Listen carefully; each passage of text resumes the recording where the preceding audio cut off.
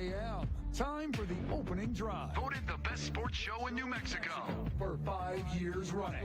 It's the OD in the AM with Jeff Siembieda and JJ Buck. Man, I love waking up with a little sports on my TV. A little rain on the ground, a little live sports going on. Bryson swinging the club and hitting it deep into the English atmosphere. What's good? Merry Thursday to you. We have good hoops intense hoops last night.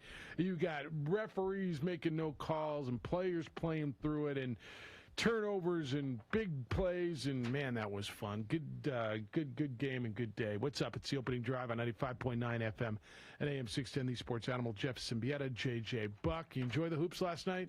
Very much so. I was waiting for a game where someone had to execute in the final minutes. We saw it last night, and a historic defensive play that we'll see over and over and over again every time we watch the NBA Finals. And which is okay. To find those iconic moments, and in this case, that's Giannis's block, which is as good as, somebody called it Bill Russell-esque, and I'm like, that's kind of good, actually. That's really what that was, coming out of nowhere. To go with his 40 points, his best play, his most enduring play, the most indelible moment may be on the defensive end. 109-103 was the number in Wisconsin last night. The Bucks evened up the series. They beat the Suns 109-103. We're going back to Arizona for Game 5, and we'll come at least back to Wisconsin for Game 6. Let me give you an update on the Open Championships, which are late in the first round now at St. George's Golf Club in Kent, England. You've got an American and a former champion. You got two guys, well, not a former champion. You got two guys who have majors at the top. Jordan Spieth, Oosthuizen at -5. Both of them at -5. Jordan is currently playing number 18. Louis just missed his birdie putt on 15, so he's going to 16. We're deep into this. Brian Harmon, another American, is one stroke back, along with Mackenzie Hughes and Stuart Sink, a former Open champion. You remember Stuart Sink's the one who beat Tom Watson that year that Tom Watson made the run at it. And then you got, we're scattered leaderboard all around. Justin Rose at -3. Bryson DeChambeau currently at +1. Dustin Johnson at -1 with Brooks Koepka. So we'll keep you up to date, but it'll be put to bed here relatively soon. Well, now you got Tony Finau's only on hole 3, so we're going to be going all morning long. Kind of interesting to see Jordan at the top, huh? Louis, like you call Louis a major monster, and I don't think you are wrong. Jordan's been having a year. He's been hovering on the first page. This would be a breakthrough to get him back to that level. Granted, it only is Thursday. Absolute great start, no other way to put it, to be 5 under, staring at 18 at the Open Championship. Louis Oosthuizen even has a chance to go lower than that, where he's sitting right now with what's left to play. But to have a moment like that, it gives you an opportunity to battle through a couple of those holes that you're going to have, depending on what the weather looks like tomorrow as you get ready to hit the cut line. But being there that early, that low on the leaderboard, going to make a strong run this weekend. Yeah, it will. So I will keep you up to date. He's at the fairway on 18, and Louis will be teeing off on 16. I'll keep you up to date as we go. All right, the hoops last night. So not only was that a game, JJ, as you said, somebody had to make some plays down the stretch. It was a nail biter. It was a claw grab, scratch for everything you can, where down the last 6 minutes, everything seemed to be escalated and enhanced. I thought at one point I thought the Bucks were done. I thought Drew Holiday couldn't make a shot. And every time they went down, he had open looks, and he was missing. He was 4 for 20. Middleton poured in 40 points. He was your leading scorer for Milwaukee on 15 for 33 Kobe-esque shooting last night, right? And there were a lot of open shots he missed, but he made some big ones. The two biggest plays to me were, obviously the block. The non-call on Devin Booker that would have fouled him out was, egregious, embarrassing, unforgivable. The referee after the game said, when I saw it, I saw a clean swipe. Now that I look at it, I missed his hand wrapped around his back. Should have been a defensive foul. That was one of those where you're going, I honestly thought that was going to swing the series because you're leaving their best player in the game where, first of all, what's he doing? Knowing he's got 5 fouls, let him go. But secondly, like, how do you miss that? Bad call, and it's one where we see the refs. The game is different. They will let you get away with more things. They don't want to make that call, but it's an obvious call to everyone else, and that's one that you just sit back and all the time we spent talking about officiating, the way games are finished, and the timing of it, when it is, when something matters versus when it doesn't.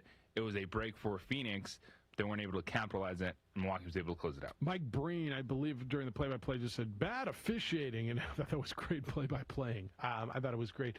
The difference, obviously, you got the points out of Middleton, and they've got to. I think Drew Holiday's got to be better offensively. And the other piece was it was the first, and look, everybody has subpar games. I think it was the first bad game by Chris Paul. He turned the ball over, a huge turnover late that led to a breakout, a 3-on-1 that really kind of put that thing away. He had 5 turnovers. It sure did feel like more, didn't it, for Chris Paul to go with just 10 points. He had, the 5 turnovers, 7 assists. It was just one of those nights where he looked off. Yeah, and he's going to have a few more than usual because he's the ball-dominant player, but you go back to game 2, he had 6 turnovers. So the last 3 games, Chris Paul has 15 total turnovers.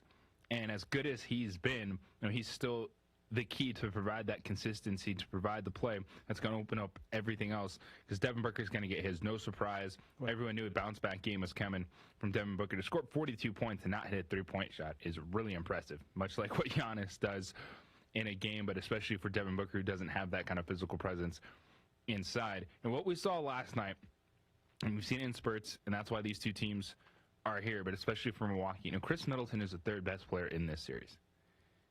I get we've talked about Chris Paul being an MVP, this and that, but he can get his like that when he wants. And when he is on, that is the Batman and Robin attack that we hear about with Milwaukee. And for Drew Holiday, yeah, it felt like he might have shot them out of that game. Same thing I have Brook Lopez. Like those 3-pointers he took in the first quarter, I'm like, sit down, man. This is not the time. This is not the time for that. But it's at least the minutes for Holiday that you get. Even the poor shooting ended up with 3 steals, still a defensive presence. But yeah, Chris Paul, everyone was talking about it. Was something wrong? Monty Williams said, nope, just an off night for Chris Paul. Chris Paul has an off night.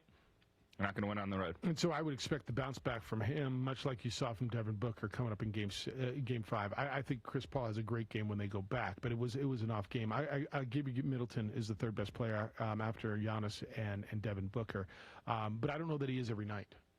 And I think that's what's frustrating about Chris Middleton. I just don't know that he is every night. Last night, 33 shots, and they needed him. They needed him to be that guy. That's why they paid him. That's why they maxed him. That's why they kept him there to be, to your point, Robin to Giannis's Batman. And, boy, Mike Budenholzer shortened the bench. How about what he gets out of Pat Connaughton? He had 11 points last night. He had 9 rebounds last night. He only turned the ball over 1 time in 32 minutes and felt like, and I think what he plays defense now. It's in your face, tough defense. I think he gets big rebounds. Those 9 rebounds felt like they came in really big situations. Between what he's getting from Bobby Portis and Pat Connaughton, his other guys, Teague played 11 minutes. It's his starters in those 2. He's down. We always talk about, man, you can play 10, 11 guys in November. College basketball, when you get down to conference tournament time, you're shortening your bench to 8 or 9. NBA, they're shortening their bench to 7, 8. 8 guys played for each team. Craig played 15 minutes and Payne played 17, but it was your starters and Cam Johnson and then those 2 guys with scattered minutes. Same thing for Milwaukee. These 2 coaches have pretty much narrowed their rotations and figured out who they're going with. I'm going to tell you, somewhere in these next 3 games, and I do believe there will be 3, there's going to be a guy who DNP'd yesterday that has a big moment. I don't know who it is, and it might be, man, I don't know who it's going to be. But I firmly believe there's going to be an injury or foul trouble that somebody's going to come off that DNP'd yesterday and has a big moment. Tends to be that way in the playoffs. You have to have it. The depth will help you get here, but you close with your stars. With the stars, and that's what we're seeing in the NBA Finals. And for Mike Budenholzer, who is a up and down with some of the things that happen, how they don't adjust defensively at times. What he's done rotation-wise is like the complete opposite of what you think about the Bucks. They got to win inside, they got to be the bigger team. But outside of Brook Lopez and Giannis, they're not a big team. And so to what you said about Pat Connaughton and Bobby Portis, these guys that are athletic, Portis is the forward, but he's willing to play inside. He can guard on the perimeter if he has to. And the biggest thing about Connaughton and Portis is they're all in on their roles off the bench and what they have to do for this team. And they play both sides of the floor. They play both sides of the floor. And at this point, I thought the defense last night was intense. We hear in the NBA, they don't play defense. You watch this time of year, it's like the Stanley Cup playoffs, man. It honestly, it's different. It's officiated differently, correct? It's played differently on both ends of the floor from the opening tip, and it ratcheted up. 505-246-0610. That's how to get to us today. 505-246-0610.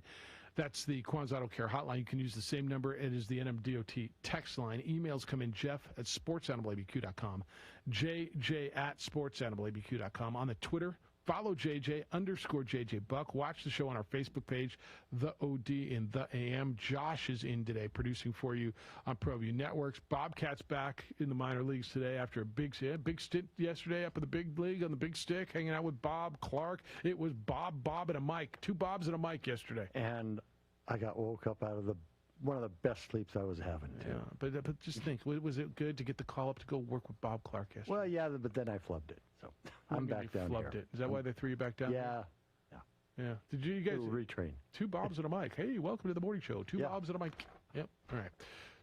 Call Bob, 246-0610. Hey, buying a home right now gives you an opportunity to lock in to some of the lowest mortgage rates in history. American Financing will get you pre-approved so you can go make an offer and do so with confidence as more households shift to the new now. Whether it's you're working at home or there's learning at home, you're certainly spending a lot of time at home. It's becoming apparent that space is an issue. Luckily, mortgage rates remain at near new record lows, and it makes it a lot easier to get a slightly bigger home. It's much more affordable. Whether it's your first home, your next home, or your forever home, even an investment home, American Financing is there to help. From pre-qualification to securing the best rate, everything else along the way, American Financing has you covered. So what are you waiting for? They will get you pre-qualified. They never charge upfront or hidden fees. There really is no pressure to this. There's no obligation. It's focused on you. So what are you waiting for? With rates still incredibly low, there's never been a better time to make your move. Pre-qualify now for free by calling 423-551-6525. That's 423-551-6525, or visit them online at AmericanFinancing.net. NMLS 182334, NMLSConsumerAccess.org. Jeff Jarrett is...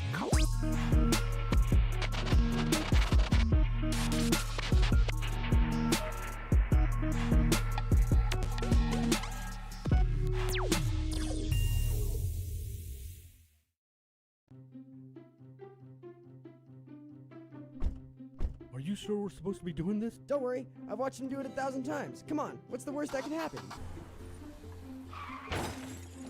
No! Bad dog! Hi, welcome to Car Crafters. What happened? Don't worry, we'll make it like it never happened. Car Crafters, it's like it never happened. Car Crafters is a proud supporter of ProView Networks. Datacom is a proud supporter of ProView Networks. Datacom has portable AC units for rent. Applications include server rooms, retail outlets, healthcare facilities, laboratories, convenience stores and truck stops, events, concerts, and weddings. All of these units are 120-volt plug and play. Call Louis Ruffin today at 505-507-7722 or go to datacom.com to learn more. Drive, Jeff Siembieda, JJ Buck. Micah, Josh produces for you today over on the ProView Network side, where you can watch the show worldwide on ProViewNetworks.com or statewide at Comcast Channel 26. Hey, welcome to the Steve Davis Show. Good morning and welcome to Sports Desk Live on Comcast Channel 26. Welcome to The Point with Nick Rich. Hi, everybody. Welcome to episode 10, America Talking Out. I'm Pastor Flora Padilla of Mending Broken Hearts. Welcome to Henry T. Game Face Live, Comcast 26, and Big Bad ProView Network. Often imitated, never duplicated. Welcome to Local Focus with Sebastian Noel. Welcome, sports fans. It's that time of the week again. You are watching the Weekly Rundown. Hey, welcome to Red Menace TV here on ProView Network. Hello, I'm Steve Davis. You are watching Public Access TV.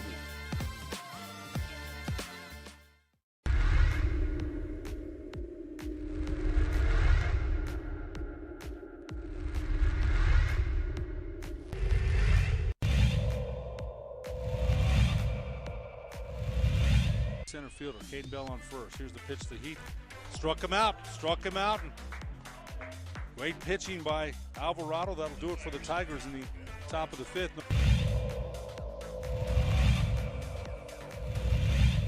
A great crowd for a mid-afternoon game. Swing and a miss, and there's a strikeout, number 5 for Matt Romero. Smith talking to the batter here. That's a... Oh, wow. Nice, and that's an out.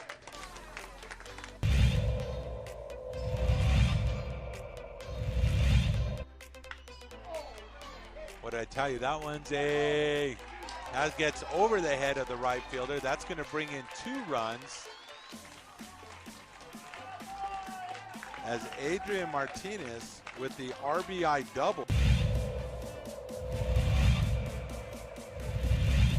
Towards the latter part. Pitch, and that's other way for a single. That's going to score 2.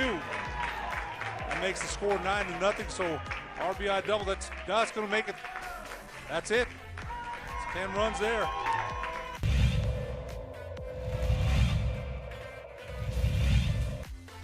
One O's the count. And this one's high. It's going deep. And it's going to fall in. He's digging for third, and he gets there. Ezra Mestas with the 3-bagger. He gets... Louis made a birdie on 16. He is now your leader. At -6 of the Open Championship at Royal St. George's Golf Club, Kent, England. Louis at -6. Jordan Spieth is finished for the day, -5. The American. I think Bryson picked one up, did he? Is he still hovering at +1? Where's your boy Bryson at? I'll find him for you. I think he was at -1. 246-0610 is how to get here. 888-922-0610. Talking about the NBA last night. The Open Championship will keep you up to date. Some guys just getting going as well. You got a lot of players done. But some guys still. Tony Finau just got started. He's still on the front 9. Francisco Molinari still on the front 9. Colin Morikawa still on the front 9. Your guy Richard Bland is done, though. Boy, he's even par. You got a lot left. Yeah, there's a lot out there. Tommy Fleetwood. Yeah. Justin Thomas. Xander Schauffele. Where's Xander's out -1? Where's Tommy Fleetwood? That's Bobcat's guy. We'll find it. It hasn't teed off yet. All right. Well, there you go. Even better. Paul, good morning. You're on the Quan's Auto Care Hotline. Hello, Paul. Hello. Good morning, guys. I just want to take a second. I know the whole Chris Paul story.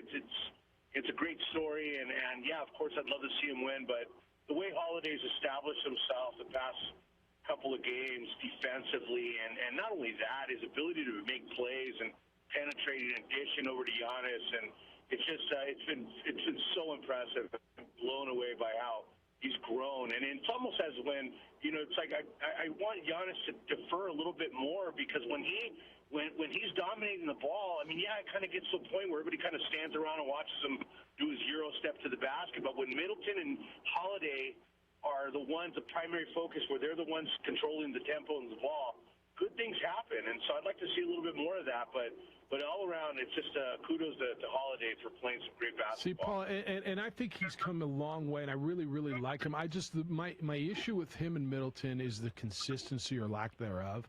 And I like his command, and I like the way he takes over, and I feel good with the ball in Drew Holiday's hands. But he's got to, in a game like that, be better than 4 for 20 from the field, doesn't he? Now, he only turned the ball over one time. Of course, but I think more so just his defensive ability, man. But, you know, like I said, when Giannis was injured, I think they were a better team. I'm not going to lie. They were. Were playing great basketball, but it's almost as if they struggle to kind of find that rhythm when he's on the court. You can call me crazy, but that's just kind of something I've been noticing as I watch more of the Bucks during the playoffs and the finals. But I don't know. We'll see what happens, man. You guys have a great day, and thank you so much. You as well. Thanks for the call. There's no way I'm going to tell you they're a better team when you take a two-time MVP out. They're not better. They're different, and they were good. And I can accept that those two guards get into a different flow. I will accept that. You can tell me Drew Holiday may be better, but I can't accept. I can't agree with you that I think you're going to take one of the best players in the world out of the middle of their lineup and tell me they're better. They're different. They're still good. Those two guards might be better, but the Bucks aren't better. This series is over if Giannis isn't playing. Like, I don't think Milwaukee is able to win game 3 or 4 without Giannis. Now, Middleton had 40 points, but you look at what Giannis is able to do. To your point, it's different. Now, I agree that I like when Giannis doesn't dominate the ball every time down the court. Yes. Like, there's times he has to get downhill because he can do that. He can create off the dribble and just be a freight train going down the lane. But I also like him coming off the pick and roll. I like him getting post touches off entry feeds from Middleton or Drew Holiday. And think about Drew Holiday. You look at the box score, you see 4 for 20. It was a bad night. But you mentioned 7 assists, 1 turnover. In the series, he has 8 turnovers total. That's it in 4 games. And the assist totals in those games, 7, 5, 5, and 7. Plus playing about 42 minutes per game, the effort he gives defensively. So that's why he's still out there. Yeah, it's a frustrating night offensively, shooting-wise, but what he gives you in terms of setting other people up, the effort that he's going to put in on Chris Paul, that's why I liked Milwaukee so much. And this is a fantastic series. I was so excited last night just to see a game where it was tight down the stretch. You had to execute. The Giannis play was... I'm still trying to figure out how, as amazing of an athlete that he was able to do that. It's a 2-point game. DeAndre Ayton was going to finish the alley with the oop to tie it. Nope. Block. Man, no, a legendary block. A legendary block. And look, that's why I said I feel confident with the ball in Drew Holiday's hands. I like the way he plays defense. My issue with their guards. So he was 4 of 10. So that's 19 of 43 is what those two guards shot. They won. And Middleton scored 40 points. It just doesn't it feel to you like they got to be better offensively, consistently? Yeah, but the difference is they have 2 guys, and you only need one of them if you get for Giannis. Right now, the issue is Giannis is giving you 40 every night. Or even last night, 26 and 14 with the 6 assists. So there's a consistent 25-plus from Giannis that you're getting. What we're kind of seeing with the Suns is they don't have 2 guys for one good game. They have you have your Devin Booker, but then if Chris Paul's off, who else is there? Who's the guy that more times than not can be that third scorer? And they don't have that right now. I mean, you thought it would be Bridges, right? Because you're really liking what Bridges was doing. Can Ayton give you something? They had 15 out of Crowder, and 6 of them came from the free throw line. I love the way they're shooting free throws. But, yeah, if Chris Paul is only giving you 10 points and really struggling, then Ayton's got to do more than the 6 points. Or Bridges, I think Bridges has got to be your guy. I mean, it does. You know, we're relying on Cam Johnson to come off the bench and give you points. I think it's got to be Bridges. Brewer James, good morning. How you living, James? Good morning, man. You know what, guys? I don't like you guys talking about my man, Drew Holiday, man. No, UCLA Bruin. You don't like that? And not even on glaring terms? He's really inconsistent, man. What is his role? He's a point guard, I watched the game, and then he guards Chris Paul. He shoots. He the 3Ds. But what is his role? I mean, have they determined what his role is? I mean, because he just seems like he's kind of lost out there. Doesn't that? No? No. I don't know. Anyway, I'm going to finish with USA basketball's not in trouble. it's the world caught up ever since the Dream Team, and hey, things happen. Have a good one, guys. See you, James. All right, so the rule is he's the point guard. He's going to play defense. He's going to guard. In this case, he's going to guard Chris Paul. The ball's going to be in his hand. He's going to be ball dominant, and you want him to score. What do you want out of him? 16 points tonight. Mm-hmm. Bad shooting performance, not doubting that. Yeah. But you look overall so far in the series for Drew Holiday, the defense that he's played on Chris Paul, the fact he plays 40-plus minutes per game. Yeah, shooting percentage is not where you want them, 34% from the field, but 24 assists, 8 turnovers. Yeah. No, look, I'm good with the only thing I'm telling you is inconsistently offensively. But if you're sitting there saying, well, what's his role? Like, what are you watching? Yeah. Yeah, you just forget about basketball if UCLA's not involved? Yeah, no, and he's a Bruin, and he's playing well. He's playing well. He's established, like the caller prior said. I mean, he's really established himself. I like what he's done. He's just, and again, everybody's having an off night. Booker had one 2 nights ago. Chris Paul had one last night. For the Bucks, it's gonna. I'm just gonna tell you, if Giannis has an off offensive night, they're gonna get beat by 25. Because nobody else is there to step up. Middleton had 40 last night on 33 shots. Very Kobe-esque. Who's the Kobe-esque one in this series? Is it Devin Booker? Yeah, Booker was close, 28. Yeah, he shoots, and I'm okay with that because he's their guy. Yeah, and that's what you need. Yeah, like I don't have a problem with it. You know, Edward used to call all the time and go, "Oh yeah, Kobe shoots all the time." Yeah, he does. Yeah, he does. He's their guy. It's kind of how it is. And it still is. 505-246-0610. Bobcat will take your call. Brian Harmon, the Canadian, going to -5 with a putt and making a birdie. Keep you up to date all morning long. The Open Championship, Phil Mickelson's going to tee off here in just a bit. Brian Harmon, the Canadian, ties Jordan Spieth for second place with a birdie on 18. Mickelson still to tee off. Big name still to go. So we got a lot to do all morning. Want to hear from you here at 505-246-0610. And feel free to send a text to the same number. That is the NMDOT text line. Albuquerque finally has a premier memorabilia store, a place where you can go, look around, marvel at the pieces, the sports, the entertainment, the history, the music, memorabilia, signed pieces, unique stuff that you can't find anywhere else, and you can take some of it home. If you are looking for that incredible gift, that wow gift, for that person who's got everything. We all know that person. If they want something, they buy it. This isn't something that they're going to go out and get for themselves. This is something that you know about, that you can go. It's All In Autographs at 2225 Wyoming Northeast, just to the south of Manal. All In Autographs has unbelievable stuff. If you're a golfer, or a golf fan, go find something signed by Jack Nicklaus or Lee Trevino. If you love music, maybe Barbra Streisand to Prince to the Grateful Dead, they've got stuff there. Trading cards. I mean, we've all got cards. Go in and take a look at what they've got. You're going to be amazed. Call them at 505-504-7575. Visit them online, allinautographs.com. Listen, if you tell them that you heard about it here on the opening drive, you get $25 off of your purchase of $100 or more.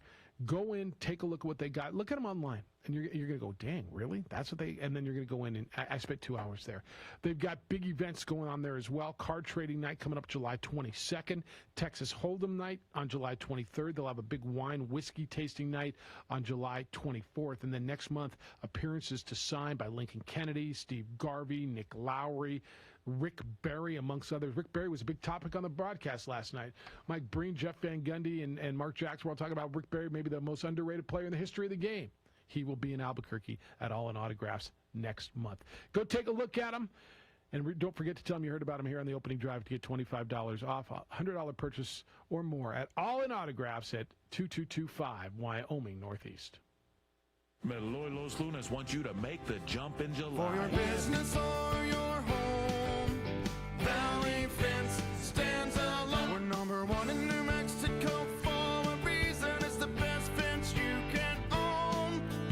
Proudly serving New Mexico for over 50 years. At Valley Fence, the difference is clear. No fence too big, too small, or difficult. We handle them all at Valley Fence Company. Clark's Pet Emporium, your pet's second best friend. Visit ClarksPecs.com. Dream Style Roofing tops them all. When your roof's worn out and needs to be replaced, we're gonna do it right, put a smile on your face. They're at home, things are looking up when you get your roof done by someone you can trust. Dream Style, a company name that's been around forever. No one does it better. You need a new roof, you know who to call. Dream Style Roofing tops them all.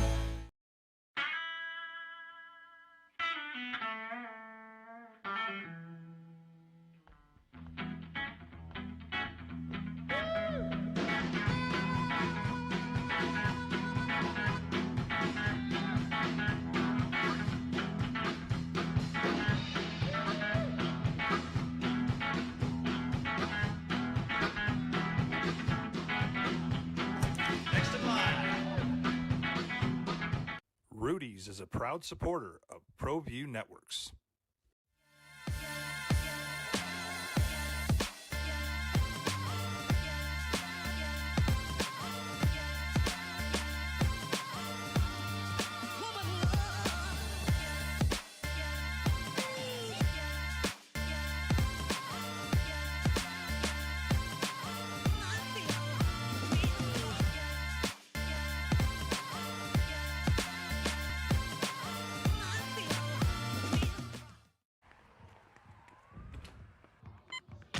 These are more than just the sounds of a safe place to go after school.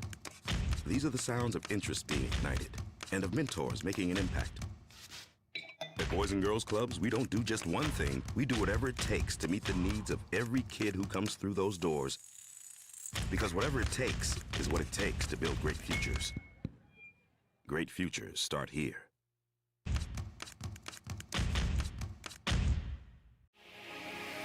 Here at Legacy, we are here to disciple people by helping them connect with God, grow in relationships, and live generously.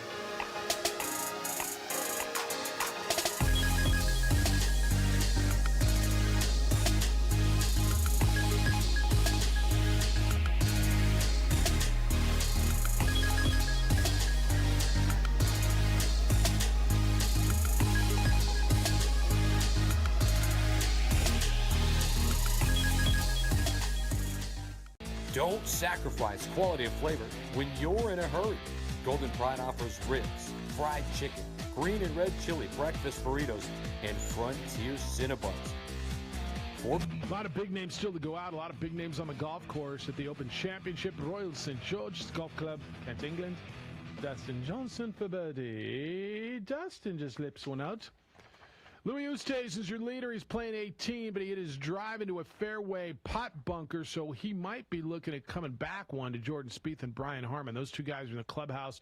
Both of them shot a 5-under 65 and are your leaders in the clubhouse, one stroke behind Louis Oosthuizen, who's on the golf course on 18. Some big names. I know you're wondering, will Bryson and Brooks play together? Brooks Koepka is in for the day. He is 1 under par. Bryson DeChambeau is also in for the day. He is 1 over par. Guys going late, still to come. Just getting ready to tee off now. Webb Simpson. You still have Phil Mickelson to go. Tyrrell Hatton still ready to go. Xander Schauffele and Ricky Fowler, Tommy Fleetwood, Justin Thomas, Adam Scott, Rory McIlroy, Patrick Reed. I mean, big names that still have not teed off. I checked on John Catlin, the former Lobo, who is in this tournament and has been playing so well. Catlin now, JJ, is through 7 holes, tied for 42nd. He is even par. So I expect him to make the cut in pretty good showing. He's been playing so well overseas. He's been having such a good European Tour season that I expect him to make the cut and make some money this week. So we'll watch it as we go. All right, how to get to us today? 246-0610. That's where we are. Josh is producing on ProView Networks. Gato Roberto's back in. I don't even know where who is our producer these days? I guess it's Gato Roberto. It's Stephanie. It's whoever doesn't answer their phone have to go work on the big stick. Well, I'm a multi-position player. Yes, you are. Look, I tell you, man, I think that's great for you. I think go do everything. Yeah, more times than not, Bobcat's going to be hitting cleanup for us. Yeah, that's fair. Works for me. No, I mean, I'm down with it.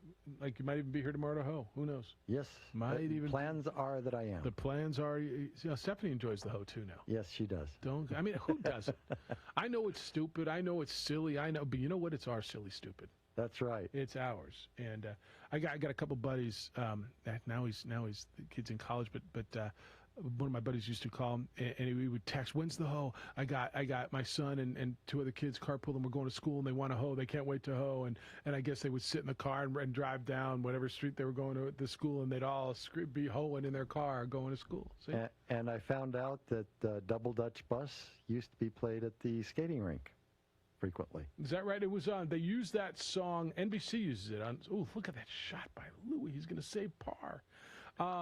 That's unbelievable what he just did there. They use it on the NBC Sunday Night Football on the postgame show, don't they? They do. Yeah, that's where it is as well. Yeah, it's a great video if you've never watched it. All right, so you get the Bucks last night, evening the series 109-103.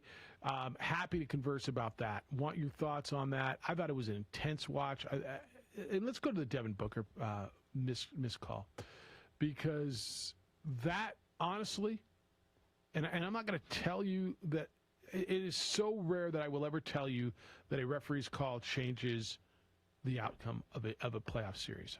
You can go to the Saints and the Rams with that missed pass interference call, probably change the series, right? Or probably change the series, probably change the outcome of that game.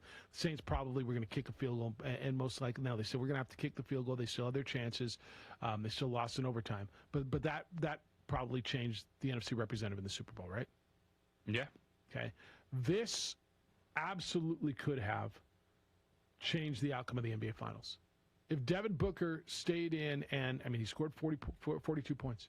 If he hit the game-winning bucket and blatantly should have fouled out, Milwaukee's got a legit gripe. I know we're talking ifs, and thank goodness for the NBA, we're not there. But it just as easily could have happened that way. It was a horrible call. James Capers is the crew chief on that officiating crew. He's the one who missed the call. After the game, he admitted there should have been a foul called on that play, and it would have disqualified Booker with a sixth foul. Quote from James Capers: "During live play, I saw a clean sweep of the ball and thought it was a no call. However, after seeing the replay, I now realize that I missed Booker's right arm around the waist of Holiday, and it should have been a defensive foul on the play." Even that. Look, there was a foul in front, dude. He raked his arm. He pulled his arm down. I mean, he tried to foul him. Sometimes there's a whistle blow if the arm just barely drop. And it's supposed to be verticality. In the second, come down a little bit like that, and like, foul. Second quarter. There was another one, I think it was a Middleton play. It was also Booker. It was a little bit after that. I think it was on a Chris Paul turnover, where I thought they could have got him on it as well.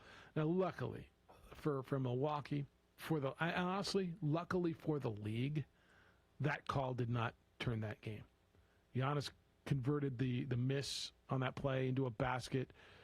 Milwaukee wins 109-103. But at Booker, and he finished with a game-high 42. He set an NBA record along the way, gone on to help them win that game and hit the buckets. That would have been that's all we'd be talking about today, JJ. It literally, we wouldn't be talking about this. That would be the entire story. There's 3 minutes and 40 seconds left at that point. NBA got lucky, really lucky. And look, it's human error, man. It's officiating. It's like a human strike zone. I know you can't. What are you going to do? What's the equivalent to a robotic strike zone? What is it? There isn't, right? Nothing in that regard. Yeah. What did you think when you were watching it? Were you thinking like everybody else? Yeah. Even when they let him play, that is such an obvious one contact on a player going plus the hand dropping, and I guess some angles where you're caught because it is full speed, but Devin Booker's entire arm was over Drew Holiday, and then he was like, what was the the foul in the front and the back? I mean, he fouled him. Which foul? Look at Louis. He is going to pull off this par and save the lead. It was a foul front and back. Like, you could decide, did he get him here? Did he get him there? Did he grab him? Like, yes, and yes, right? So that's not reviewable. If you call a foul, I can review it, and you can reverse the call to be a non-call, a non-foul, but I can't review it for a foul call? Is that correct? If one wasn't called. So could they have gone back and said, I want to review, that was a blatant foul? Could they? Is that reviewable? Because it's reviewable to reverse a foul call. I honestly don't know the answer to this. Is it reviewable to reverse a non-call? Assume no, because I don't believe we've seen that yet. Because that would have been the moment, right? Now, granted, they got the bucket. Giannis followed it up and scored. But what would have been more valuable there? The bucket or getting Devin Booker out of the game? The sixth foul. Right? You'd have been sending, who was it? Was it Middleton? To the free throw line. You'd have taken the 2 points off the board, but you'd have taken Devin Booker off the floor. Look, what's more? I mean, of course it is. I honestly don't know the answer if you can go back and review that.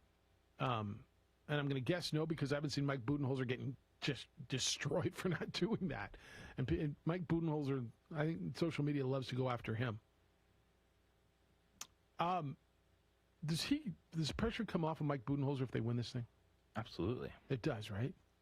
Do we recognize him as being a pretty damn good coach at that point? Does he get any credit for getting through the last series without? I think Mike Budenholzer has done some good things with his rotation. I agree. It's what we do is in these moments, we're going to overanalyze games, and Mike Budenholzer comes across as the dude that everyone wants to point at and say, well, I'm not sure if he knows what's going on. Some of it's optics, too. Right? Absolutely. He doesn't wear his quarter zipped all the way up. You see a little bit too much chest hair or something, and disheveled hair guy, and doesn't, I don't know. Good buddy of ours, remember our buddy Ray, who played for Greg Popovich? We had him on the show when Pop broke the all-time record, and he talked about it. Mike Budenholzer was the assistant back then. I mean, we're going all the way back to Pomona Pitzer in the 80s. And he says he's great. He loves the guy. He still keeps in touch with him. I mean, I think he's a heck of a coach. Obviously, the Hawks had him, and then the Bucks lured him away. He's 2 wins away from being a champion. So is Monty Williams. 2 out of 3. You like the Suns or the Bucks now? The way this series is going, it feels like it has to be Suns. Because is a road team going to be able to win one of these games? Somewhere. Yeah, I think so. My prediction was Bucks in 7. I'll stick with that. All right. 505-246-0610. Get you an open leaderboard when we come back. Want to hear from you as well. Got some baseball to get into, the Richard Sherman conversation. There's evidently some arrests in that English soccer racist, just the ugliness that surrounded the end of the Euro over the weekend. And so we'll get you up to date on all of that. 505-246-0610 serves as the NMDOT text line as well as the Quan's Auto Care hotline. How you feeling, gentlemen? You're out and moving around again. You're doing stuff, going to work, going to the gym, going to games, going to concerts, going to picnics, going to parties. How you feeling? You ready for it all? If you're not, I suggest you call NewMail. You can feel like you again. You really can.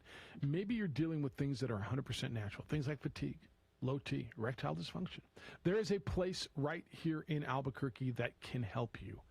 NewMail is the trailblazer in the men's health field. They have been for years. They can help, but only if you call them. You got to reach out to them, 505-652-1688, or you can visit them online. It's NewMail, NUMALE.com. You will feel better. As men age, things like hair loss, weight gain, even ED happen. It's natural. There's a good chance you're going to be affected. Nothing to be embarrassed about. In fact, the only thing to be ashamed of is not doing anything about it. Do something. Call NewMail at 505-652-1688. They're right here in Albuquerque. The process is comfortable, but the best part about it all, results. It works. The results are real. Men all over the country are benefiting. Call NewMail at 505-652-1688 or visit newmail.com and feel better. Don't sacrifice quality and flavor when you're in a hurry. Golden Pride offers ribs, fried chicken, green and red chili breakfast burritos, and Frontier Cinnabons. 4 great locations, or visit us online at goldenpride@abq.com. Golden Pride Barbecue Chicken and Ribs, proud supporter of ProView Sports Network.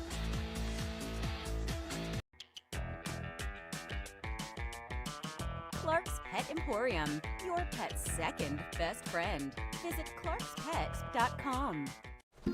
A rogue virus, no jobs, sky-high tuition debt. Life is trying to put our generation on the sidelines. But we refuse to just sit back and watch it pass us by. Instead, watch us fly ahead. Watch us overcome anything. Watch us rise. Watch us change our world. Watch us become the next greatest generation.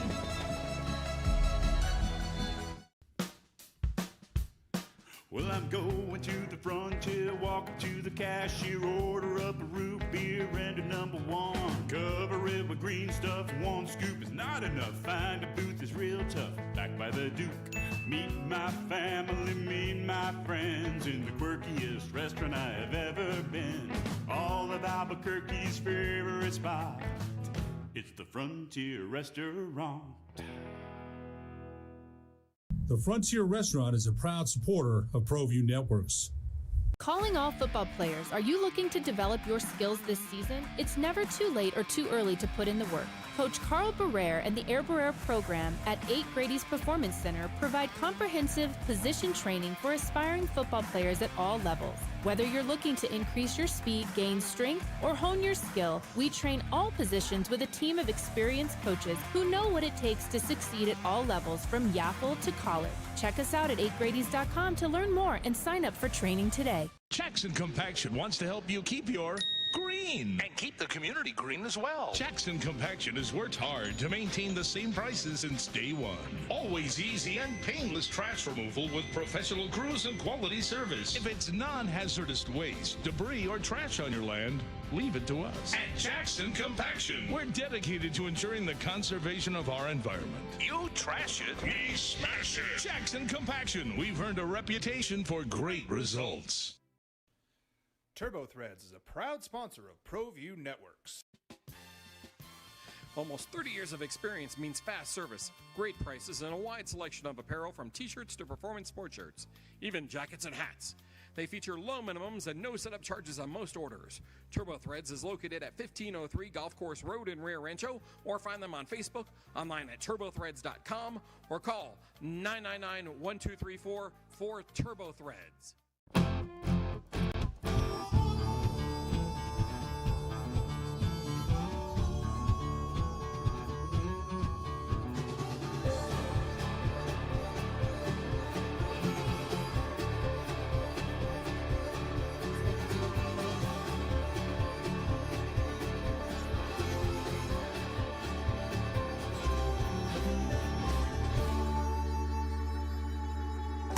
Next in line.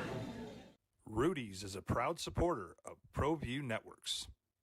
DCE Systems want to help schools reopen and keep students, teachers, and staff safe. New Mexico's distributor of no-valent Shield Plus, an antimicrobial hand sanitizer that lasts 24 hours. That's right, 24 hours. 1 liter will provide approximately 2,000 individual applications. Call Louis Ruffin today at 505-507-7722 or go to DCESystemsInc.com to learn more. DCE Systems is a proud supporter of ProView Networks. Clark's Pet Emporium, your pet's second best friend. Visit clarkspet.com.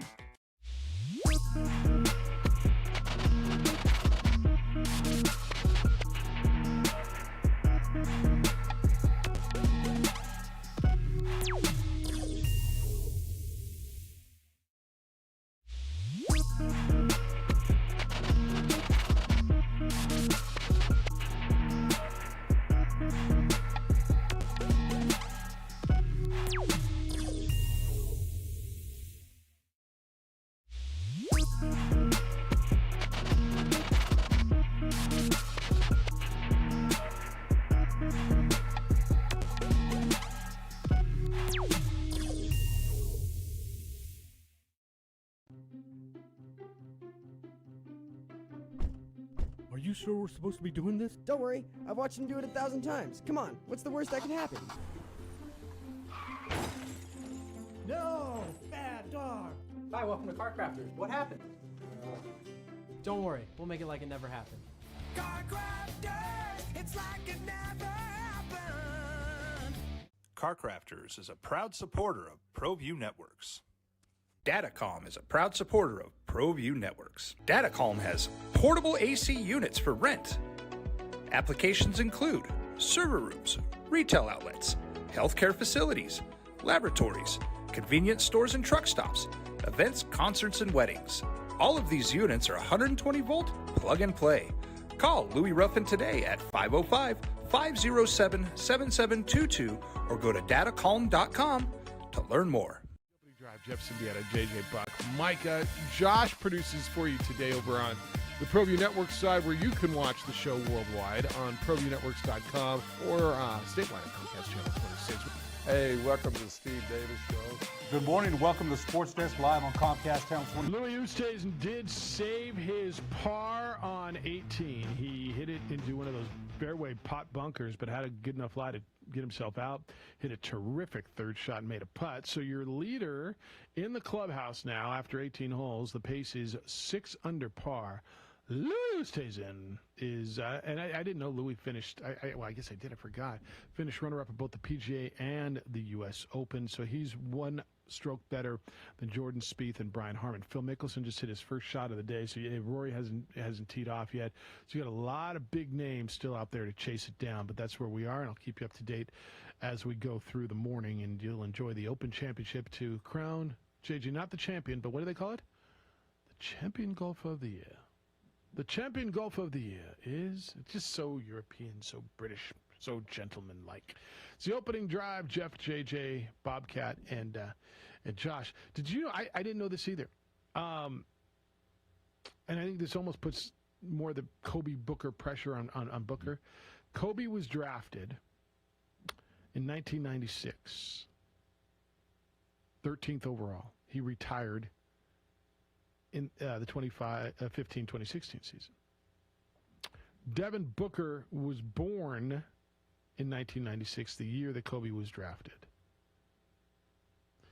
Devin Booker was drafted in the year that Kobe retired, also drafted 13th. Did you know that?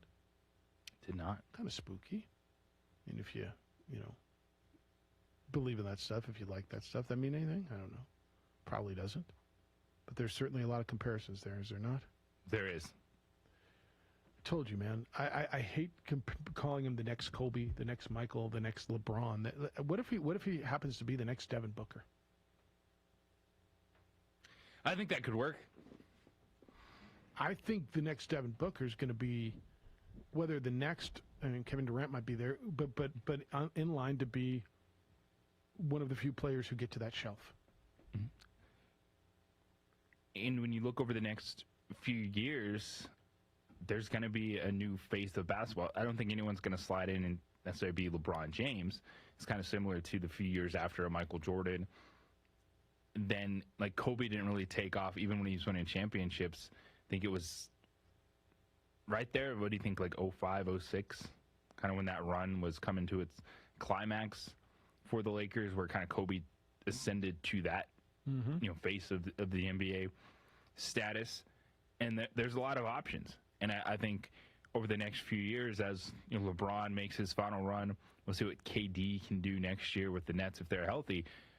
Whether it's a Devin Booker and Luka Doncic, see how Giannis can connect depending on what happens the rest of this NBA Finals. There's a lot of guys out there, and it's not like Steph Curry's going anywhere for a few years either. He's 33 years old. Yeah, it's a really interesting point you make. Is there these ceremonial passings of the torch? And I don't know if this is it yet. But would you say this is LeBron and Kevin Durant's league? Or is it Giannis and Devin Booker's league? I think you would probably still say it's LeBron and Kevin Durant's league. But are we watching something right now? Do you think this is the last time we ever see these two guys in the finals? I don't. Maybe not against each other, but I do. You never know. I never thought Dan Marino wouldn't get back to another Super Bowl. I guess it goes down to, I believe we'll see Kevin Durant in the finals again. It's hard for me to think we're not going to see LeBron again in the finals, right? I'm with you. I think there's one more left in him. Right? I think so, too. So I don't know if the torch has been passed, but it feels like it's being set up. But you've got a slew of young players. Luka Doncic, Devin Booker, Giannis Antetokounmpo. I'm not sure I'm ready to put Julius Randle there yet. How old's Damian Lillard? As much as it feels like he's been around forever, is he just about 28? Like, I think he's still in that conversation for the next wonderful thing. You know, Anthony Davis is still young. Dame is 31. 31. Okay. Today. All right, happy birthday. Happy birthday, Dame Lillard. Happy birthday to you, Dame Lillard. See, I knew that. No, I didn't. But yeah, you got some terrific young players. Oh, what about Zion? Yep. You know, I mean, at some point, you know, he's going to emerge on this scene. 505-246-0610. 888-922-0610. The Trevor Bauer suspension has been extended. Explain that to you. Why? For how long? What does it mean? Keep you up to date on the Open Championship leaderboard as well. Love to hear from you today. 505-246-0610 is the NMDOT text line and the Kwan's Auto Care hotline. It's the opening drive on 95.9 FM and AM 610, the Sports Animal.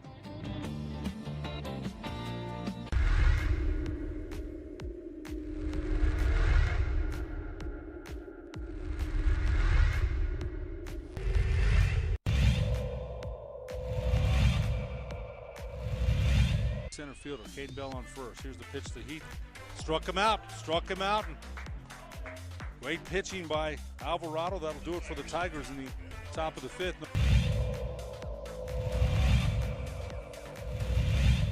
A great crowd for a mid-afternoon game. Swing and a miss, and there's a strikeout, number 5 for Matt Romero. Smith talking to the batter here. That's a... Oh, wow. Nice, and that's an out.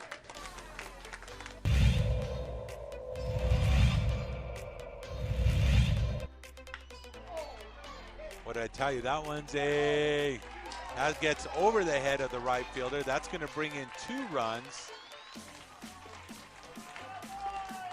As Adrian Martinez with the RBI double. Towards the latter part. Pitch, and that's another way for a single. That's going to score 2. That makes the score 9-0. So RBI double. That's going to make it. That's it. It's 10 runs there.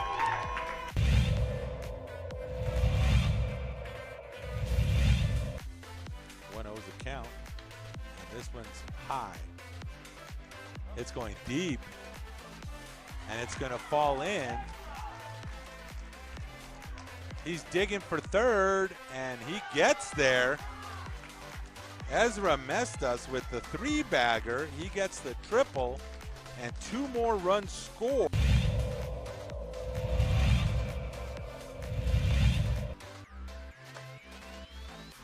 Steal to third base.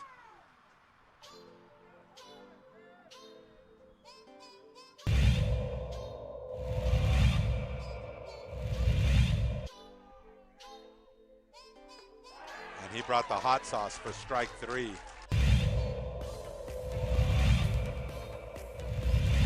Small ball team for Reed Fiegel this year. That one is hit on the line to left. It's going to send Avila back to the warning track, to the wall, and he's going to watch it go. It's a solo homer off the bat of Bo Kidd.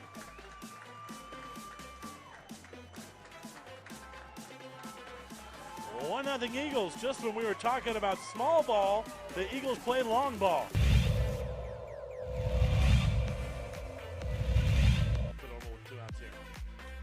That boy's well hit to left. Coming in on it is Morrison. He drops it, and the Ravens win it.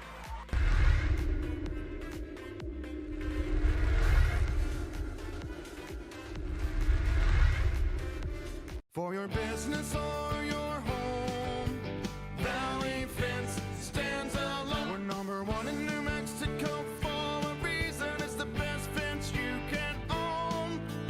Proudly serving New Mexico for over 50 years. At Valley Fence, the difference is clear. No fence too big, too small, or difficult. We handle them all at Valley Fence. 7 o'clock in the morning. 7 a.m. where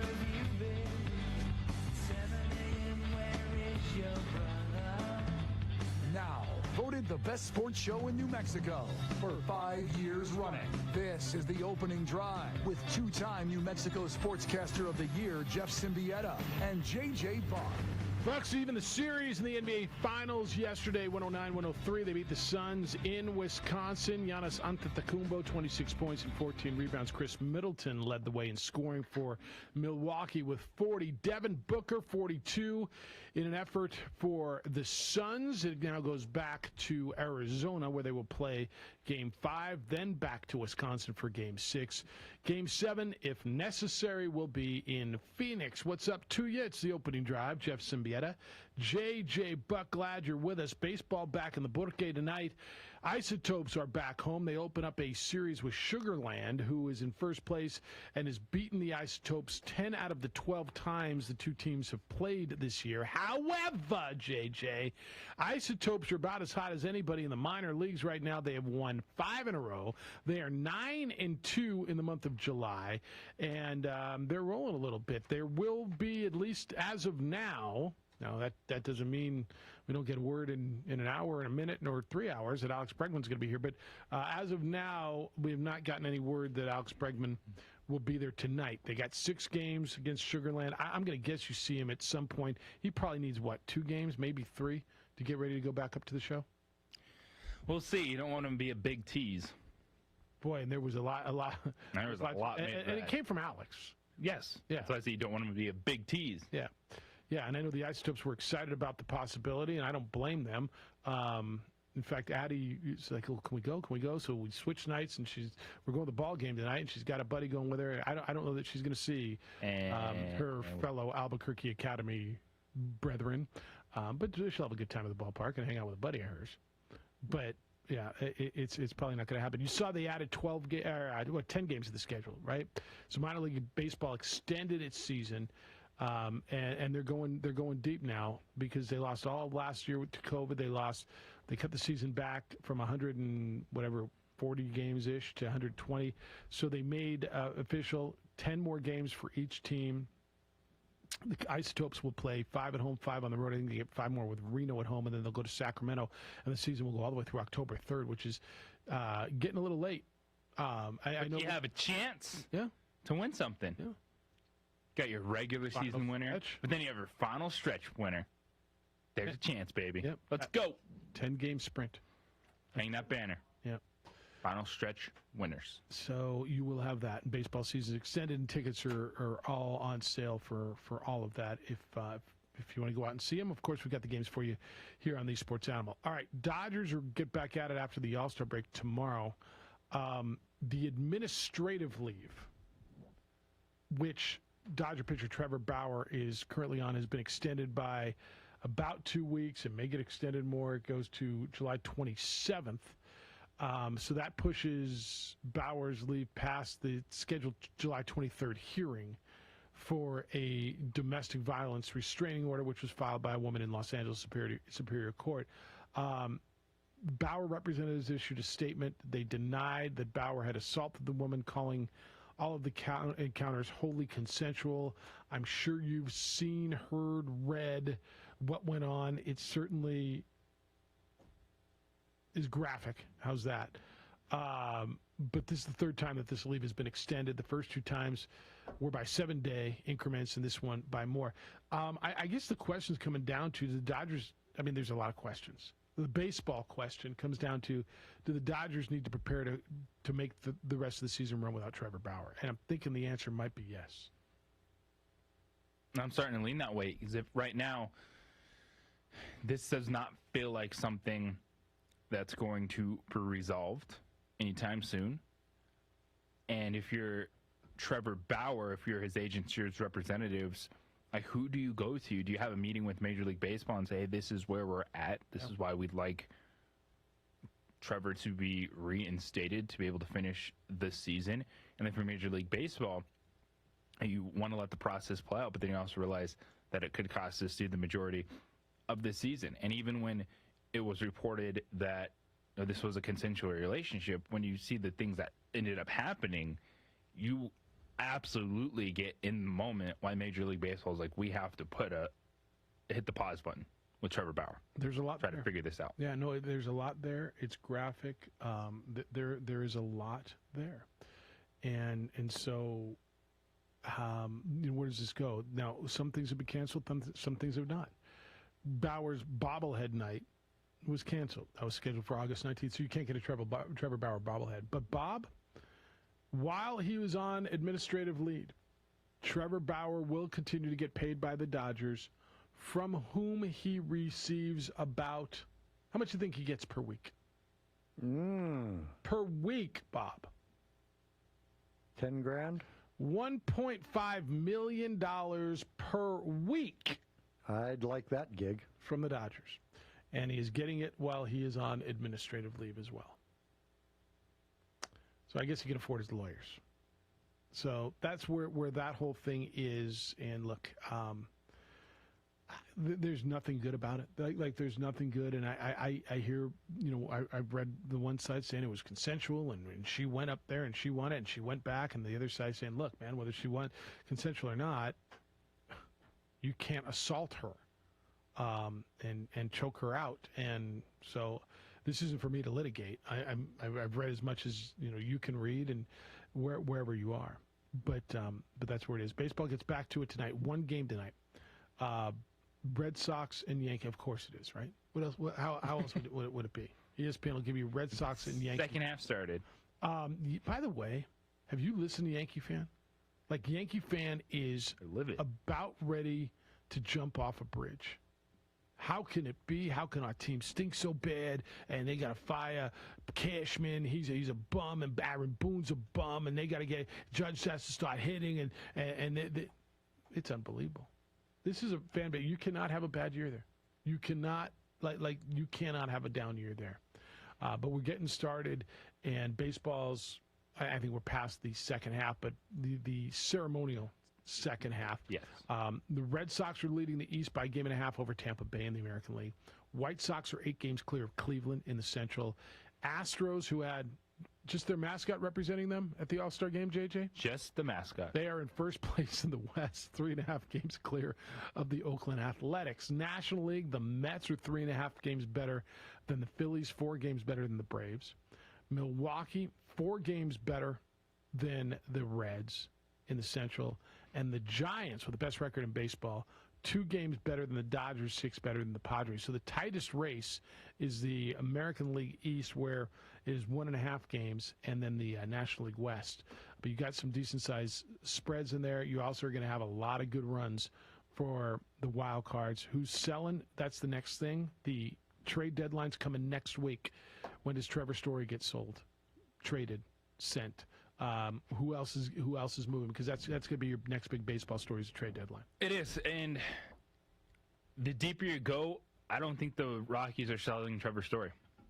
Really? I do not. They are not as bad as I expected them to be. I don't think they're as bad as they expected to be, and I don't see them right now selling Trevor Story off. I actually see them trying to build with this little bit of a core over the next couple of years. I'd like to believe that for the Rockies' sake. Yeah, because Marquez in the All-Star game, nice, which was huge. Yep. I think the name to watch out of all this would be John Gray. I think that's fair. Because I don't know how much money they want to give him as he's getting to those years where they're going to have to make that decision. But I think Trevor Story finishes the season in Colorado. For Rockies fans, for the Rockies organization, I hope so. Because I agree with you. As much as going in, we thought this was going to be an utter disaster, and it's not good now. Don't get me wrong. They're 18 games back. 18 games back. They've won 9 out of 43 road games. They are 9-34. They're despicably dismal on the road. But I don't know. I mean, I can't believe how bad the Diamondbacks are. The Diamondbacks are 32.5 games back. What are you playing for? Paycheck. The Orioles are 25 games back. What am I doing? What am I going to work for? Paycheck. Hell, you could be Trevor Bauer and be on administrative leave and make 1.5. Bob, 1.5 million a week on administrative leave. A week. I heard. A week, 1.5 million. All right, 2460610. I'll update you on the leaderboard at the Open Championship. When we get back, I got some Olympic stuff for you as well. We got to get into Richard Sherman. NFL training camps are getting closer and closer and closer as we go through this whole thing. But I want to tell you about American Financing. If you've got high interest bills that you pay each month, you know that the costs quickly become overwhelming. I get it. It's easy to fall deeper and deeper in debt, but listen, it does not have to be that way. You can make a quick call to American Financing, and you can learn about options to consolidate debt, and you can use your mortgage to help. You're going to get a much lower rate, and you're going to have one manageable monthly payment to focus on. Won't that make your life easier? It could save you up to $1,000 a month plus tens of thousands of dollars in long-term savings. Imagine the difference that can make. Then pick up the phone.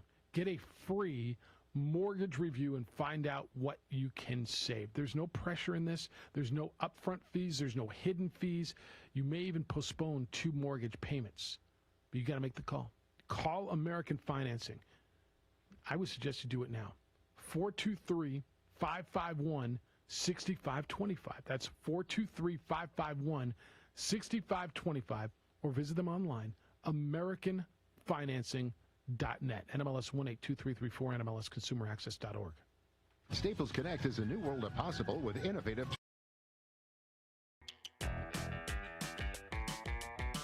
Clark's Pet Emporium, your pet's second best friend. Visit clarkspets.com. Dream Style Roofing tops them all. When your roof's worn out and needs to be replaced, we're gonna do it right, put a smile on your face. They're at home, things are looking up when you get your roof done by someone you can trust. Dream Style, a company name that's been around forever, no one does it better. You need a new roof, you know who to call. Dream Style Roofing tops them all.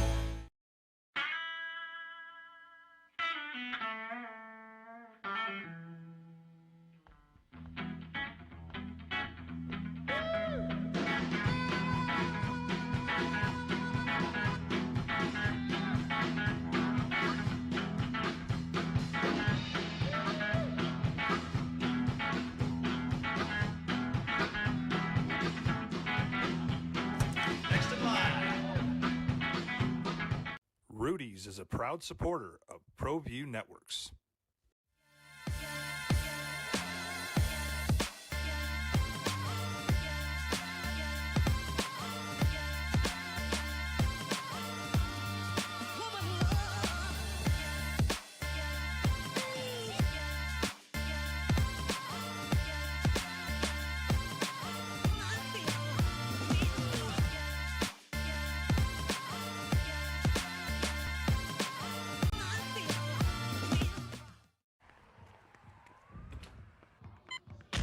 These are more than just the sounds of a safe place to go after school. These are the sounds of interest being ignited and of mentors making an impact. At Boys and Girls Clubs, we don't do just one thing. We do whatever it takes to meet the needs of every kid who comes through those doors. Because whatever it takes is what it takes to build great futures. Great futures start here.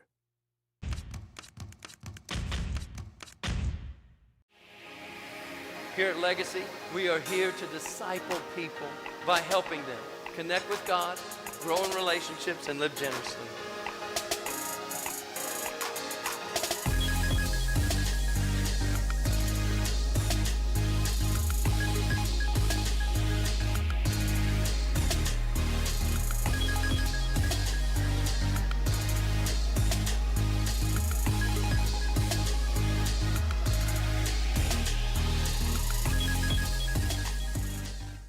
Don't sacrifice quality and flavor when you're in a hurry. Golden Pride offers ribs, fried chicken, green and red chili breakfast burritos, and Frontier Cinnabons. 4 great locations, or visit us online at goldenpride@abq.com. Golden Pride Barbecue Chicken and Ribs, proud supporter of ProView Sports Network.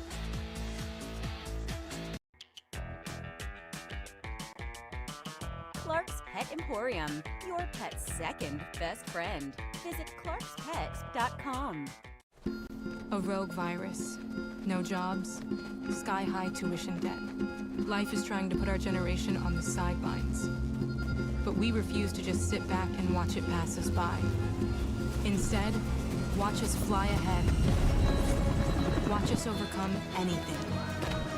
Watch us rise. Watch us change our world. Watch us become the next greatest generation.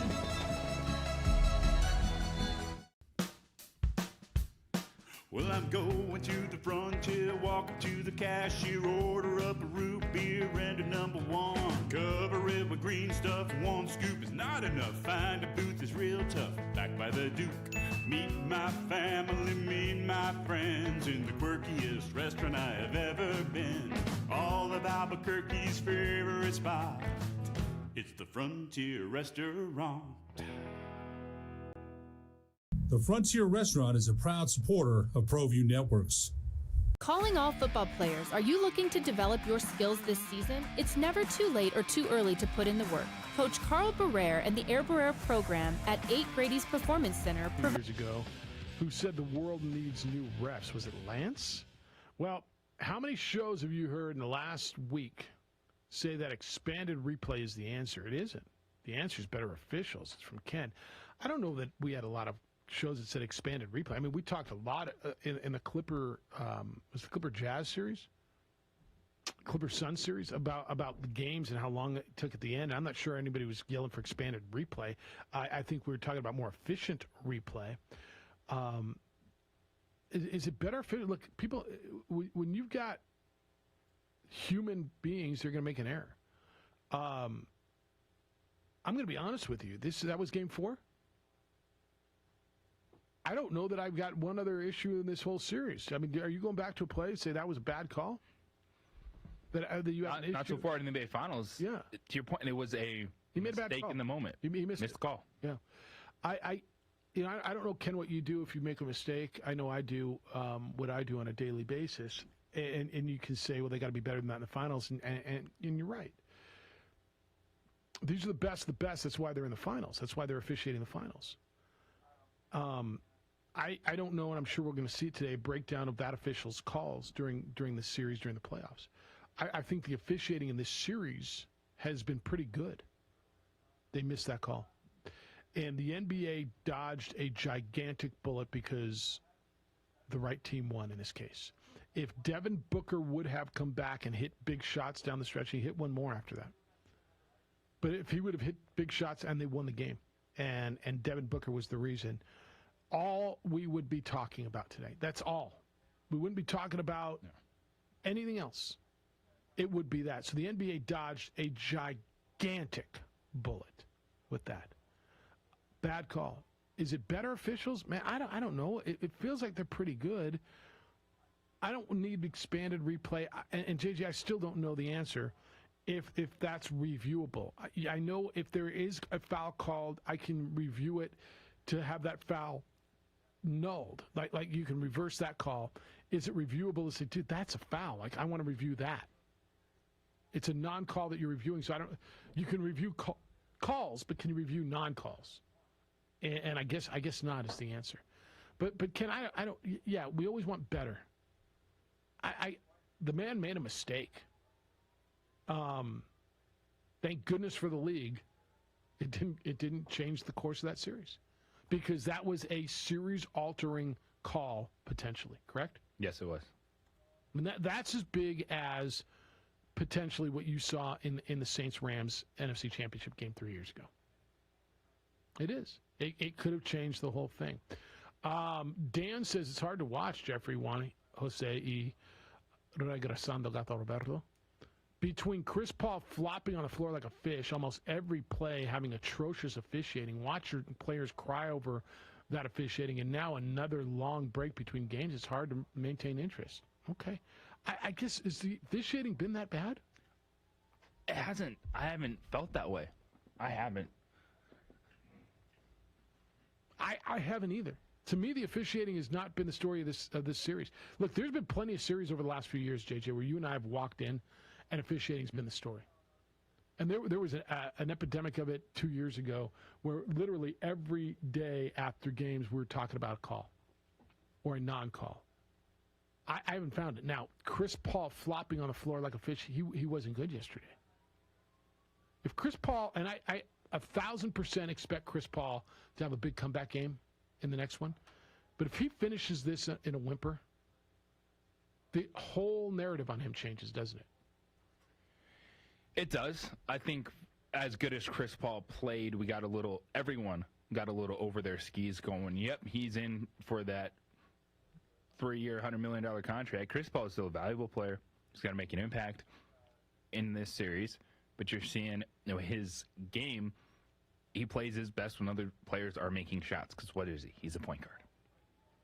Yeah. You don't expect him to score. He's the master of that mid-range shot. I guess I'm a little bit taken aback simply because I haven't thought officiating was a big issue, except for that one play.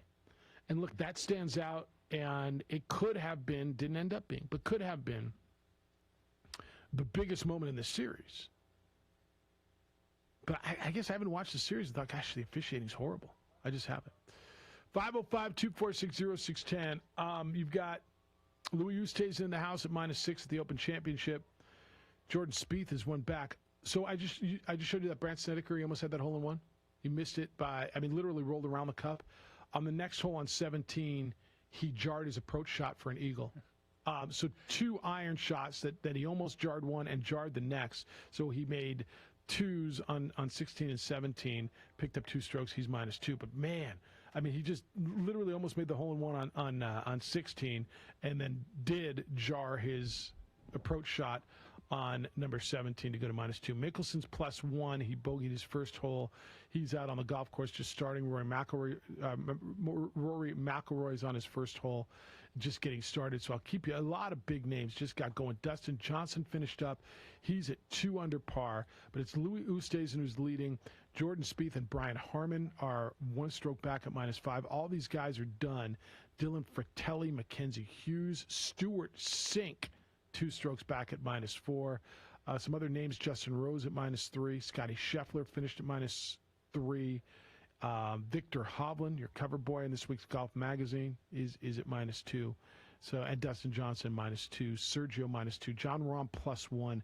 Bryson DeChambeau +1. Brooks Koepka -1 as you go through to find the champion golfer of the year. Man, the rough, that's what they call rough, that big haystack that's waist-high wheat. That's pretty high over there. I guess the officiating talk surprised me because I guess I didn't think it was that bad. That was a horrible call. That was a horrible non-call. That was one where, the only other one I'll give you 2. Go back in the day, Don Derkinger, I believe, was the first base umpire before replaying baseball. Royals and Cardinals in the World Series, and blatantly missed the play at first base. That was in the World Series that swung the game. It would have been on that status, right? Yeah, especially if Devin Booker was making plays down the stretch, because that is a lifetime left at the end of a game. 3 minutes, 40 seconds, the non-call on the drive by Drew Holiday. And as you've said, thankfully for the NBA, it didn't become something that we're looking back on and harping on. What we can look back on now, and what we need to talk about, and what deserves to be talked about, is one of the best defensive plays you're ever going to see in the NBA Finals. Isn't that amazing? So where did he come from? Like, how do you do? You're guarding someone. Oh, lob, Ayton. I'm going to meet you at the peak. Over here, puck. In that situation. Wow. In that situation. Hence Greek freak, right? It's a great nickname and all, but that is freakish athleticism, freakish instinct, freakish game IQ to come off your man and make that play. That is a freakish play made by a freakish player. Just terrific. And as good as anything we'll see. Is that the best play of this that's the defining moment, don't you think, of the series so far? That's the best play of the NBA Finals so far. It is, right? The wow moment. Yeah, it is. All right, one other NBA thing before we hit the break. Pelicans evidently are nearing a deal to hire Willie Green as their head coach. Adrian Wojnarowski is reporting he doesn't ever miss. Stan Van Gundy, remember, was fired after 1 year with the club. Who is Willie Green. Willie Green is currently an assistant coach. He's on the bench with Monty Williams with the Suns. Obviously, they're 2 wins away. It's his second season with the Suns, his 5th overall as a coach. He previously worked under Steve Kerr with the Warriors. He won back-to-back titles in 17 and 18 with them. He spent a decade in the league from 2003 to 2015, played for 5 different teams. One of them, by the way, was New Orleans, and he's risen up the ranks pretty quickly. And sounds like he's going to inherit Zion Williamson, Brandon Ingram, and then whatever they can put together. Look, they got a core in New Orleans. Phoenix was a team who hadn't made a playoffs in 10 years, and they're in the finals. We don't think of the NBA as a league in which you can make a quick turnaround, but you get a few pieces together, and feels like maybe those days are changing. You don't have to go through the 10-year rebuild. Yes. The process, you can trust it, but it's taking a little while for Philadelphia. I like this a lot when you just look at the experience he has in the Warriors organization, then with the Suns, the opportunity, because the assistant coaches, a lot of times we don't know who these guys are, but behind the scenes there's been a lot of good stuff said about Willie Green, and that's a franchise that needs some stability. All right, you got your face of the franchise, Zion Williamson. You did really the best you could have for trading Anthony Davis. Brandon Ingram is a fantastic player to pair with Zion Williamson. Yeah, you have the Lonzo Ball situation to figure out, but he is a restricted free agent, so if you believe he's still part of the future, you keep him. You have that ability to match any offer he gets. They're in a pretty good place to what you said, to make that run, to be a playoff team next year. And with the hype that's on Zion, it's time now. Yep. I don't know that I'm going to tell you they're close to being in the finals, but see what they do in the offseason. All the hype you need, get it done in 45 minutes. F45 training, high-intensity interval training. It's fast, fun, and results-driven, so you can become the best in your everyday life. When you get that workout in, gives you that extra energy, not only going to feel good and confident about yourself, but you're going to realize, hey, man, I can do this in just 45 minutes. Doesn't take up a whole lot of my day. By comprehensive... You start feeling better and better and better with F45 training. So check them out at F45training.com. Download the F45 app today. Check out the Northeast Heights location. Take a look at the schedule of classes. Of course, what every class is about. Sign up for your 7-day free trial. Get in and get going. You have 45 minutes to hit it and get it done during the week. Check them out at F45training.com. Download the F45 app. Team training, life-changing. I'll see you at F45. Jackson Compaction wants to help you keep your green. And keep the community green as well. Jackson Compaction has worked hard to maintain the same prices since day one. Always easy and painless trash removal with professional crews and quality service. If it's non-hazardous waste, debris, or trash on your land, leave it to us. At Jackson Compaction, we're dedicated to ensuring the conservation of our environment. You trash it, we smash it. Jackson Compaction, we've earned a reputation for great results. Turbo Threads is a proud sponsor of ProView Networks. Almost 30 years of experience means fast service, great prices, and a wide selection of apparel from t-shirts to performance sport shirts, even jackets and hats. They feature low minimums and no setup charges on most orders. Turbo Threads is located at 1503 Golf Course Road in Rio Rancho, or find them on Facebook, online at turbothreads.com, or call 999-1234 for Turbo Threads.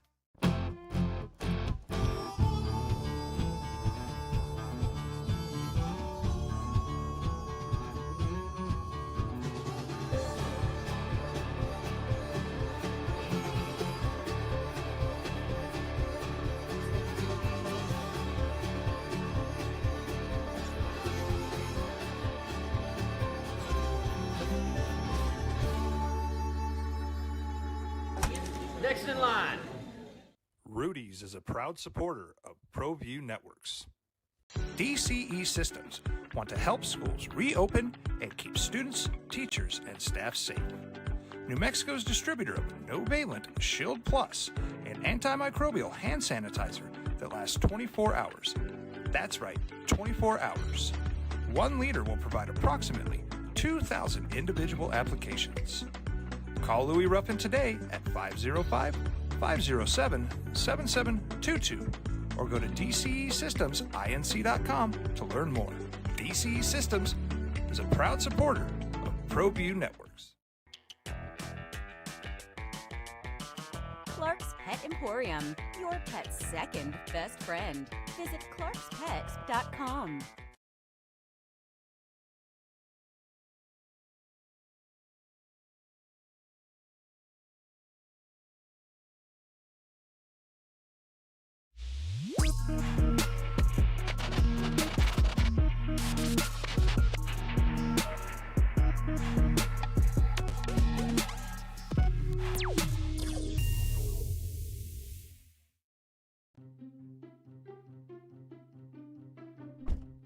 Are you sure we're supposed to be doing this? Don't worry, I've watched him do it 1,000 times. Come on, what's the worst that can happen? No! Bad dog! Hi, welcome to Car Crafters. What happened? Don't worry, we'll make it like it never happened. Car Crafters, it's like it never happened. Car Crafters is a proud supporter of ProView Networks. Datacom is a proud supporter of ProView Networks. Datacom has portable AC units for rent. Applications include server rooms, retail outlets, healthcare facilities, laboratories, convenience stores and truck stops, events, concerts, and weddings. All of these units are 120-volt plug and play. Call Louis Ruffin today at 505-507-7722 or go to datacom.com to learn more. Drive, Jeff Siembieda, JJ Buck. Micah, Josh produces for you today over on the ProView Network side, where you can watch the show worldwide on ProViewNetworks.com or statewide at Comcast Channel 26. Hey, welcome to the Steve Davis Show. Good morning. Welcome to Sports Desk live on Comcast Channel 26. Welcome to The Point with Nick Rich. Hi, everybody. Welcome to episode 10, America Talking Out. I'm Pastor Flora Padilla of Mending Broken Hearts. Welcome to Henry T. Game Face Live, Comcast 26, and Big Bad ProView Network.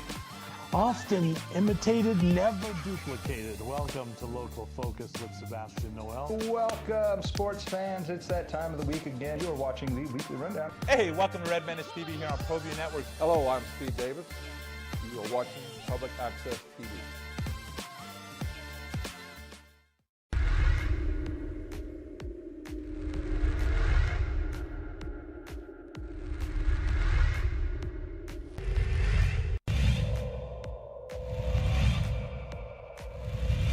Center fielder, Caden Bell on first. Here's the pitch that he struck him out.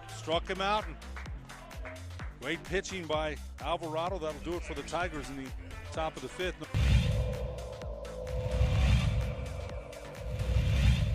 A great crowd for a mid-afternoon game.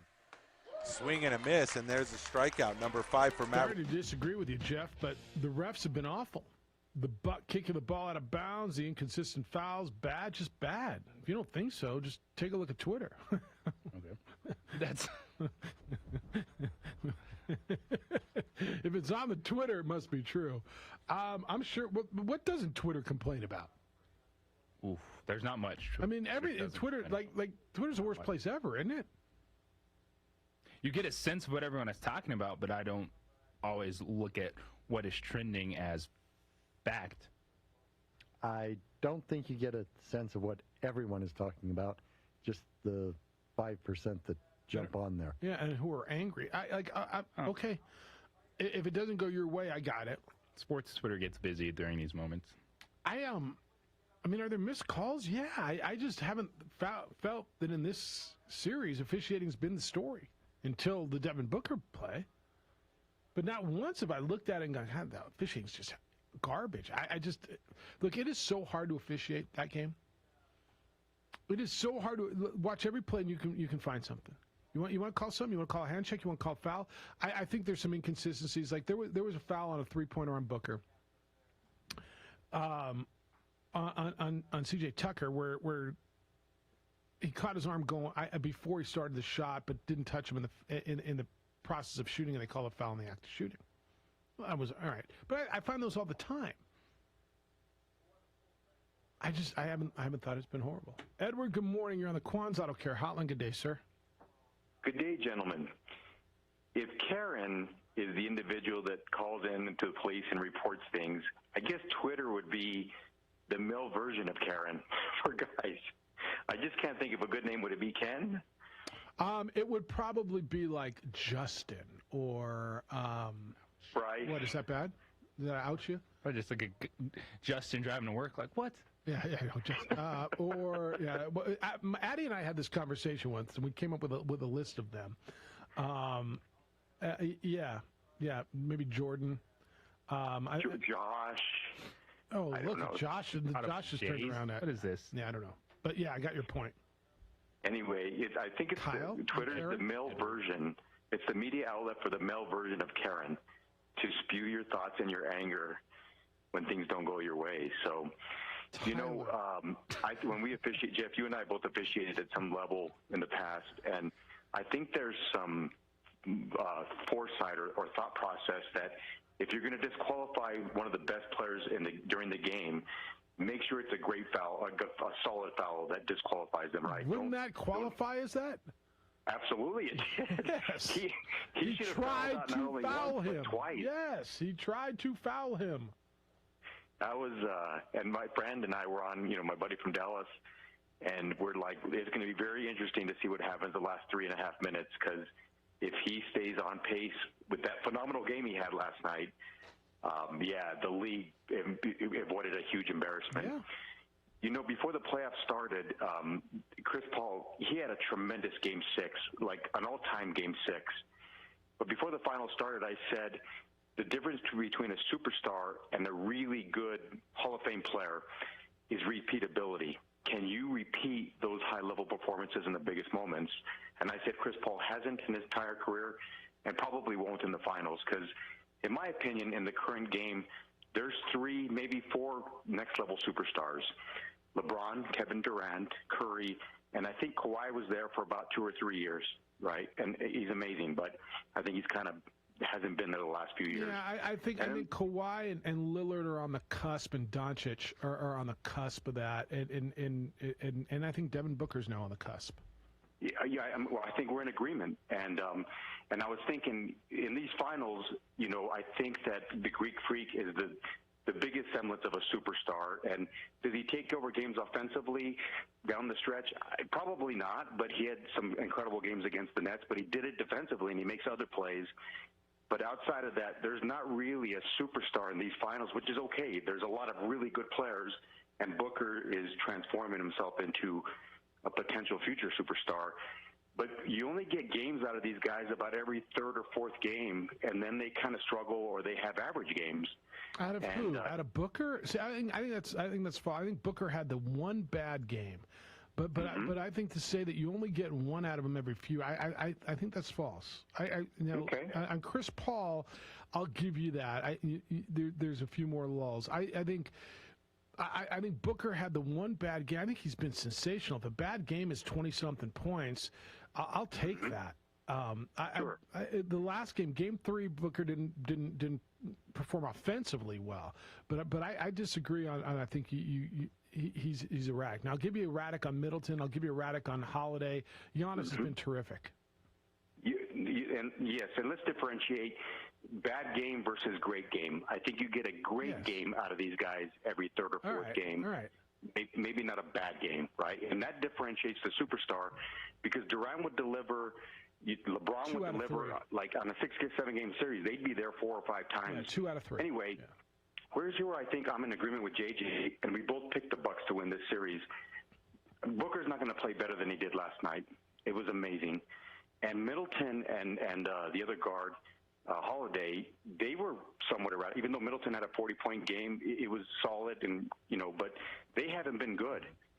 And I think that the Bucks may win Game 5 and wrap it up in 6, because now they have Uncle Mo on their side. Momentum's a powerful thing. Truth. But it's going to be interesting. But I did pick the Bucks in 6, but it's probably going to be a 7-game series. But just a few observations from last night, and I was vastly entertained. But, boy, you were saved by that no call, because that would have been egregious. It was egregious. They just got saved by the outcome of the game. Yeah. Have a great day, guys. So, yeah, they got saved. It won't be the everlasting thought, but it was horrible. His point on superstars, the LeBrons, the Durants, they deliver great games often and very rarely bad games, right? So go Kobe, Steph even. And I know Steph hasn't been all that consistent in the finals. But if you go to the Kobe's, the Jordans, the Birds, the Magics, on that stage, you get some great ones, you get some good ones, and very rarely do you get one where you go, wow, I was out. Even if it's not a great game, you're not looking at one of those guys scoring 10 points. Right, like Chris Paul. Right. And I think if you thought Chris Paul was a superstar, you're just going off name recognition. Like Chris Paul has played at a really high level, but you look at the way he plays, he's been phenomenal through this postseason. But that shelf is small of guys that even a bad game is going to still be that was a pretty good game. Right. It's LeBron, it's Durant, it's probably Steph Curry in the current game. I think Kawhi. I don't in the playoffs. know why Kawhi wouldn't be there. Yeah, I think Kawhi. Did not watch that man before he hurt his knee. Yeah, I think, and it's those four. I mean, you got someone else, Lillard maybe, but he doesn't get deep enough into the playoffs to really have that conversation. Who else you got? Because I got those four. I'm ready to put Giannis there. Okay. Yeah. I think he's earned his way this year. It wasn't last year. We're just looking at someone that had back-to-back 40-point games. Coming off a hyperextended knee, by the way. Hyperextended knee. Only 26 points, but made defensive play of the postseason so far. Yeah. All right, I'm fine. All right, so you got 5. Because I don't really want to miss anybody else. 505-246-0610. Keep them coming. You can send text to the NMDOT text line, 505-246-0610. Your emails, Jeff or JJ at sportsanimалabq.com. Tell you about International Protective Service all the time because I believe in what they do. IPS protects what's important to you. Homes, businesses, hundreds and thousands of people in the Albuquerque and Santa Fe area rely on IPS to protect their homes and businesses. They patrol with highly trained, armed security personnel. They protect what's important to you. If they monitor your home and your alarm, and an alarm goes off, they're there within 5 to 7 minutes with the trained armed security people. If you go out of town, you let them know. They'll pick up the newspaper and the mail if you want them to. If I had a package delivered 2 days ago, if I was gone, they'd pick that up, and they have for me before. They make sure so it's not sitting on your porch for 3, 4, 7 days, however long you're gone. They do exterior checks. IPS protects what's important to you. Don't wait until something bad happens and then say, gosh, I should have had security. Have security so something bad does not happen to you. Call International Protective Service. There's no long-term commitments. Talk to Aaron and the guys over there and realize what they can do for you. Aaron's committed to making Albuquerque better and a safer place to live and to do business. 505-897-2420. That's the number. 505-897-2420 or visit online at ipsglobal.com. Romero.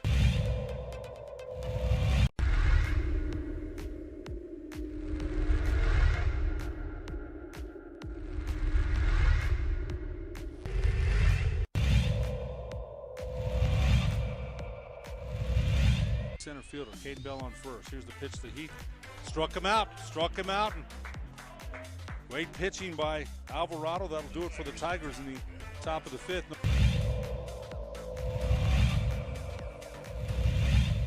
A great crowd for a mid-afternoon game. Swing and a miss, and there's a strikeout, number 5 for Matt Romero. Smith talking to the batter here. That's a, oh, wow. Nice, and that's an out.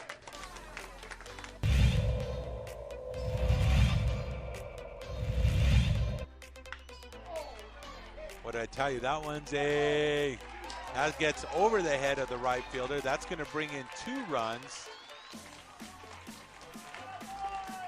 As Adrian Martinez with the RBI double. Towards the latter part. Pitch, and that's another way for a single. That's going to score 2. That makes the score 9-0. So RBI double. That's going to make it. That's it. It's 10 runs there.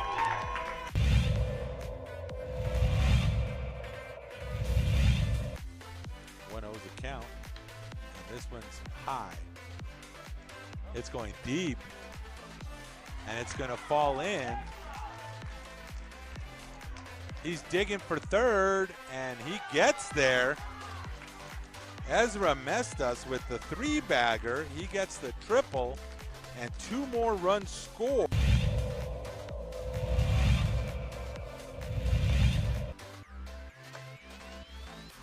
Steal to third base.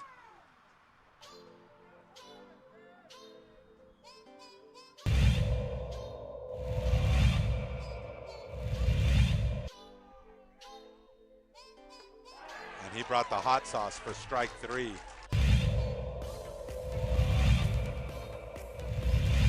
Small ball team for Reed Fiegel this year. That one is hit on the line to left. It's going to send Avila back to the warning track, to the wall, and he's going to watch it go. It's a solo homer off the bat of Bo Kidd.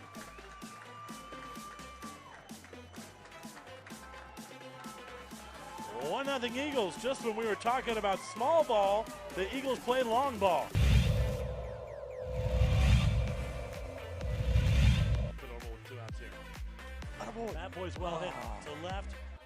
Coming in on it is Morrison. He drops it, and the Ravens win it.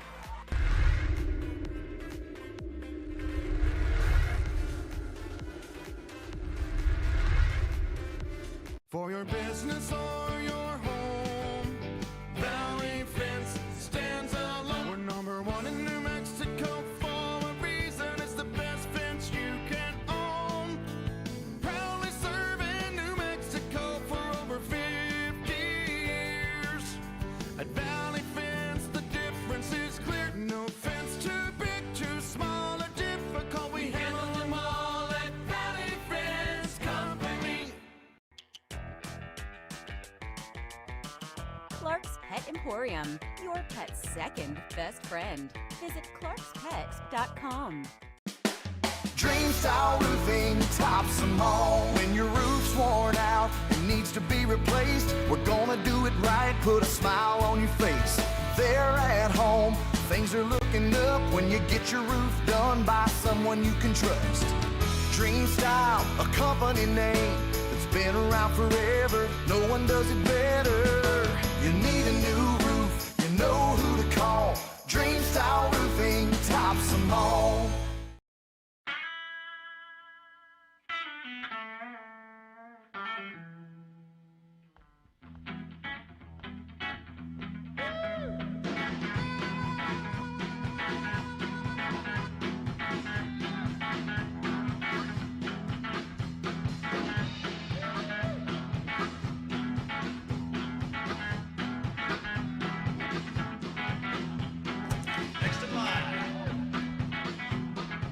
Rudy's is a proud supporter of ProView Networks.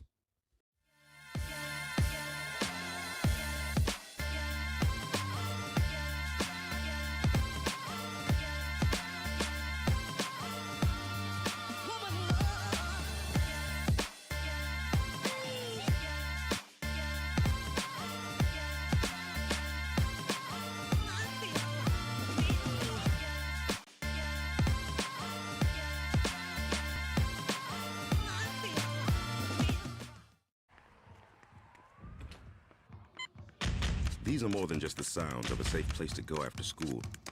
These are the sounds of interest being ignited and of mentors making an impact.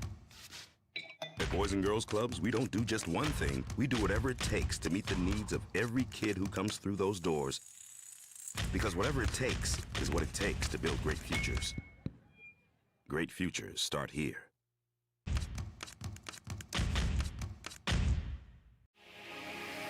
Here at Legacy, we are here to disciple people by helping them connect with God, grow in relationships, and live generously.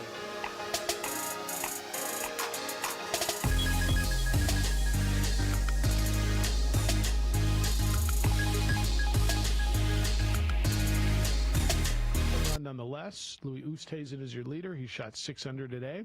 One stroke better than Jordan Spieth and Brian Harmon. The guy who's on the course making a run is a guy named Daniel Van Tunder. He's -3 after 15. A lot of names that are still out there that their story will be written because they just teed off a short while ago. But that's where you are. 505-246-0610. It's the opening drive. Jeff Siembieda and J.J. Buck. Hello, David. How you living? Kind of okay. Somebody won my lottery jackpot. I wish I can find them and find out why they won my jackpot. Somebody else took that from you. Damn them. They're going to say, I don't see your name on it. In fact, they'll probably say, I see my name on the check, so it's mine, not yours. Thieves. Thieves. Criminals, I tell you. What's up? The reason I'm calling is this talk about superstars. I never really liked or understood although it works towards the individual rating. Years ago, the NBA commissioner, whoever he was, he intentionally marketed individuals over the team. And since then, I've never understood it, although it works well for ratings. I never really have understood or liked it. But it kind of shifts. Ultimately, when Paul, whatever the guy is at Phoenix, was going in, he was thought to be great, superstar potential, and to the dismantling of the Clippers, only until he starts to screw up, and then it's Booker. It seems kind of wishy-washy in that it changes every so often, to include how the Bucks coach was ultimately worth firing, and then with a couple of wins nearing the championship, now he's the greatest ever. Does that wishy-washiness, as I call it, ultimately kind of annoy the more pure NBA fan than I am? I think that's just sports. I think it's what do we say every Monday during football season? It's a week-to-week league, right? Your opinion, it just goes back and forth week to week, win or loss. You're a good coach. Your decisions are good if the players make plays. And so Mike Budenholzer, the coach of the Bucks, is a good coach when they win because, well, those guys went out and executed what he tried to do. When they don't, then he's a crappy coach, and man, they got to fire him because he can't win with Giannis. And it works for sports talk and ratings, but ultimately the annoying part of it is it's just a ratings game. You can't talk about how bad the Dodgers are because everybody likes the Dodgers, even though at that point, about a month ago, the Dodgers were horrible. Yeah. And everybody thought, oh, you can't talk about the Dodgers being bad because ultimately they're still, and now they're just 2 games behind the Giants. Right. But then you couldn't talk negative about. Well, you could. And I remember your call, David. I remember you said it's time to talk about him. And I said at that point, I'm not worried about him because I look at their roster and I think in the long stretch over 162 games, Dodgers are going to be there, and I still believe that, and ultimately it looks like it's playing out that way. I think that's a different scenario than some of the other stuff you're talking about. I think you look at the whole. To that point, last year the Padres were phenomenal because they were challenging the Dodgers until they flamed out, and then the ratings for the talk about the Padres that didn't advance because they didn't beat the Dodgers who ended up winning the series, they ended up not getting any talk. They were phenomenal with talking about in the Grand Slam Jam of Padres until that started to not win games, in which case the talk about the good Padres just went nowhere. Yeah. All right. No, I appreciate that because I want to talk about and thanks, David. Go ahead. Well, why would we talk about the Padres in the playoffs after they're eliminated at that point in time? And Padres had a ton of hype coming into this season. Yep. You can question a poor performance of the Dodgers, but a lot of it was it's really not going to matter at that point in time because it didn't. They have the second most wins in Major League Baseball right now. And I think the Padres are still going to have something to say when it's all said. The Padres reacting to what's in the moment, man. This is David. He listens every day. He gets sports talk radio. Yeah, that's what we do. You can't come in here and not say anything about what you just watched, and it's magnified in the playoffs. It's magnified in the NBA Finals. And if you think that all of a sudden we're talking about Devin Booker, no, Devin Booker from this Game 1 of the season to right now is the best player on the Phoenix Suns. It's just Chris Paul's had a different impact with the other players on that team. All right, so 3 things. First of all, there's a difference between being the best player and somebody who's been very impactful. Yeah. Chris Paul might have been the difference this year to making the impact to get him to where they are. Devin Booker's been their best player. Secondly, I don't think the Padres flamed out last year. They lost to the Dodgers in the playoffs, and there was a third point in there that I just forgot. On the opinions. See, this is where I'll side with him a little bit on the day-to-day stuff. I think he's right where Twitter, sports talk radio goes back and forth. I really try not to overreact day-to-day. And to the moment, but I think the majority of the sports universe does overreact. His point's not wrong. At one point, Mike Budenholzer's got to be fired, and the next day, what a great he made. But these moments matter more in the postseason, and you're going to react harder. No, absolutely. That Tuesday or Wednesday night, I love to talk about in Milwaukee. They're inarguable. They resonate more in the postseason and in football. Wait till the first Monday of football season. Overreaction Monday, whenever he comes in and, we thought the Lions were going to stink, but they beat the Packers 36-14. Right? whatever. Oh, it's overreaction. But that's what we do, man. That's why we get 3 hours a day to talk about it, and then there's another guy who gets 3 hours, and then there's another one who gets 4, and then there's another. I mean, that's what we do. In politics, you yell and scream about and what with the what's president did. on the line, NBA Finals, that's what we should be doing. I'm down with it. But yeah, is it wishy-washy? Yeah, it goes back and forth. Another hour to go. I'm going to let you know what's going on in England with the racist abuse aimed at the members of the English soccer team. It's the opening drive on 95.9 FM and AM 610 Sports Animal.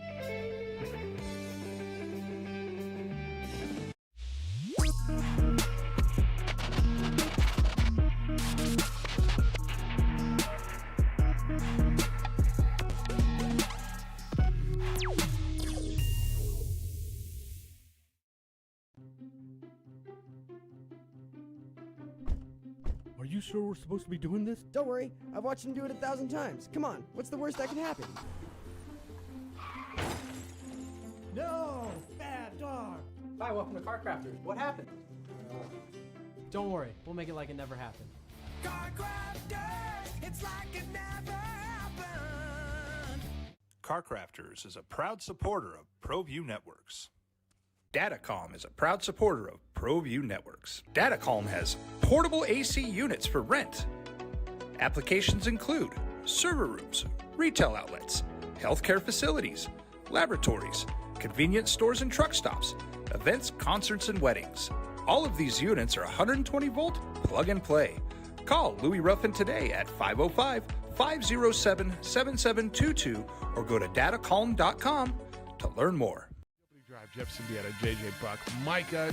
Josh produces for you today over on the ProView Network side, where you can watch the show worldwide on ProViewNetworks.com or statewide at Comcast Channel 26. Hey, welcome to the Steve Davis Show. Good morning and welcome to Sports Desk live on Comcast Channel 26.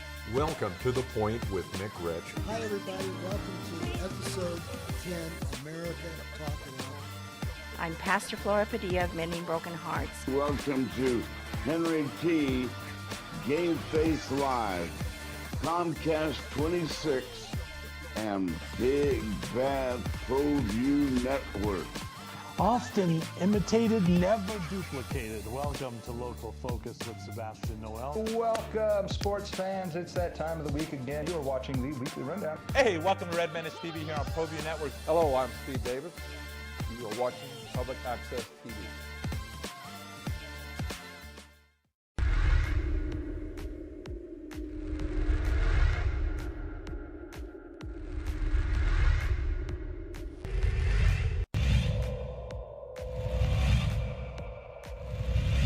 Center fielder, Cade Bell on first. Here's the pitch to Heath.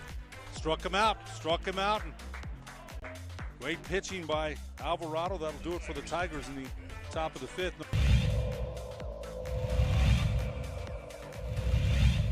A great crowd for a mid-afternoon game. Swing and a miss, and there's a strikeout, number 5 for Matt Romero. Smith talking to the batter here. That's a...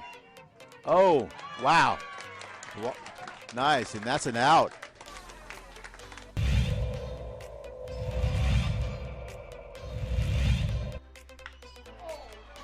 What did I tell you? That one's that gets over the head of the right fielder. That's going to bring in 2 runs.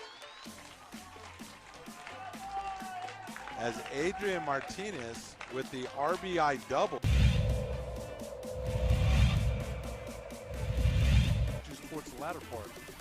Pitch, and that's another way for a single. That's going to score 2. That makes the score 9-0. So RBI double. That's going to make it. That's it. It's 10 runs there.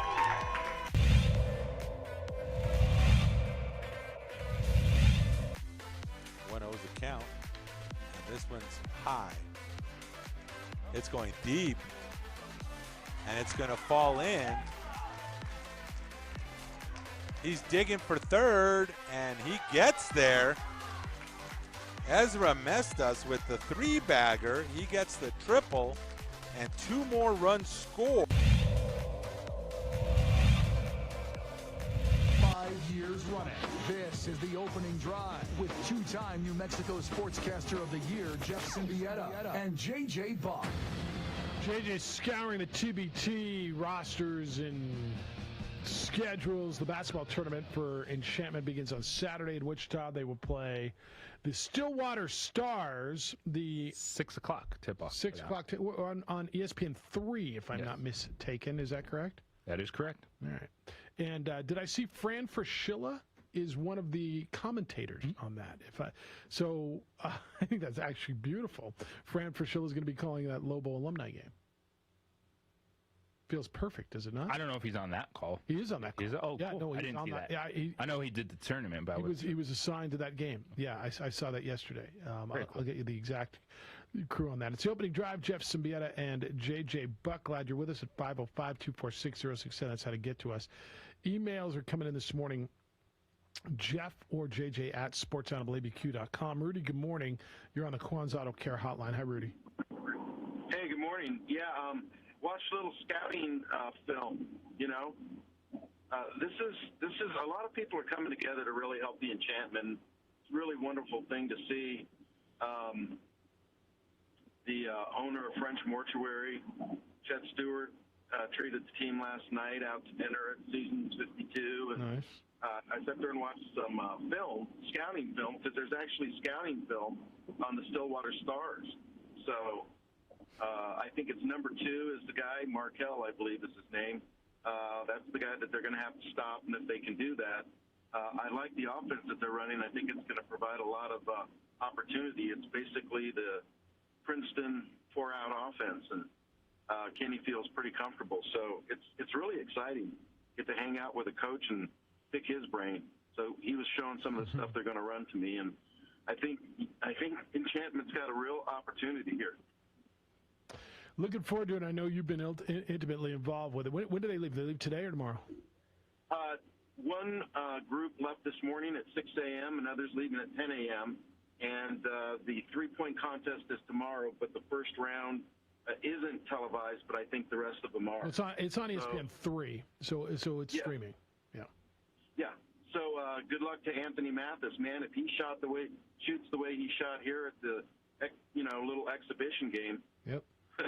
he's got a real opportunity, and I think he's comfortable with the format and his pacer after get him the ball back.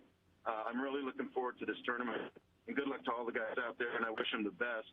I haven't had a chance to sound off about Pete Alonso, but that was one of the most impressive things I've seen in a while in baseball. That guy can crush the baseball. It's so effortless. Yeah. Consistent swing. You had to lift the ball and just tremendous power. And, if you are the best power hitter in baseball, you get to say it, right? Absolutely you do. So next year, it's all set up. Next year for him to try. I've always loved the home run derby. It took me a year to talk about it, but thanks for the opportunity to do so. Yep. I can't believe Alonso's made more money off the home run derby than he has off a contract with the Mets. Which is unbelievable what they're paying him. So they're paying him annually almost what Trevor Bauer is getting this week. I mean, literally. Well, when his free agent or whatever it is up, I guess they get stuck on a contract for 4 years. It's going to be cha-ching because I don't see that guy going anywhere. He really can hit the baseball. And you're underpaying him now. All right, man. I appreciate it, Rudy. Thank you. Okay, take care. See you. ESPN 3, Eric Collins, Fran Fraschilla, and Jen Hale will be on the call for Enchantment's game. Kind of cool. Fran has transitioned to a fantastic broadcast career. Which is perfect. And I think that's one of those you could have forecasted. Fran knows the game. Fran's got a ton of personality. He got beat up here a little bit. It's not like other people haven't. The Fran transitioned perfectly because it feels like he's got that personality. And he's gotten better over time, but he knows the game so well. He's become that international expert for ESPN. I agree with you. I think Fran's a terrific broadcaster. I always enjoy listening to him and looking forward to the tournament with him involved. Yeah. All right. I got an update for you. So Euro 2020 ended the other day in 2021. And after that, after England got beat, there was all the racial abuse that was aimed at members of the England soccer team. British police said they have now arrested people for that. They had a specialist team that's looking into the offensive comments.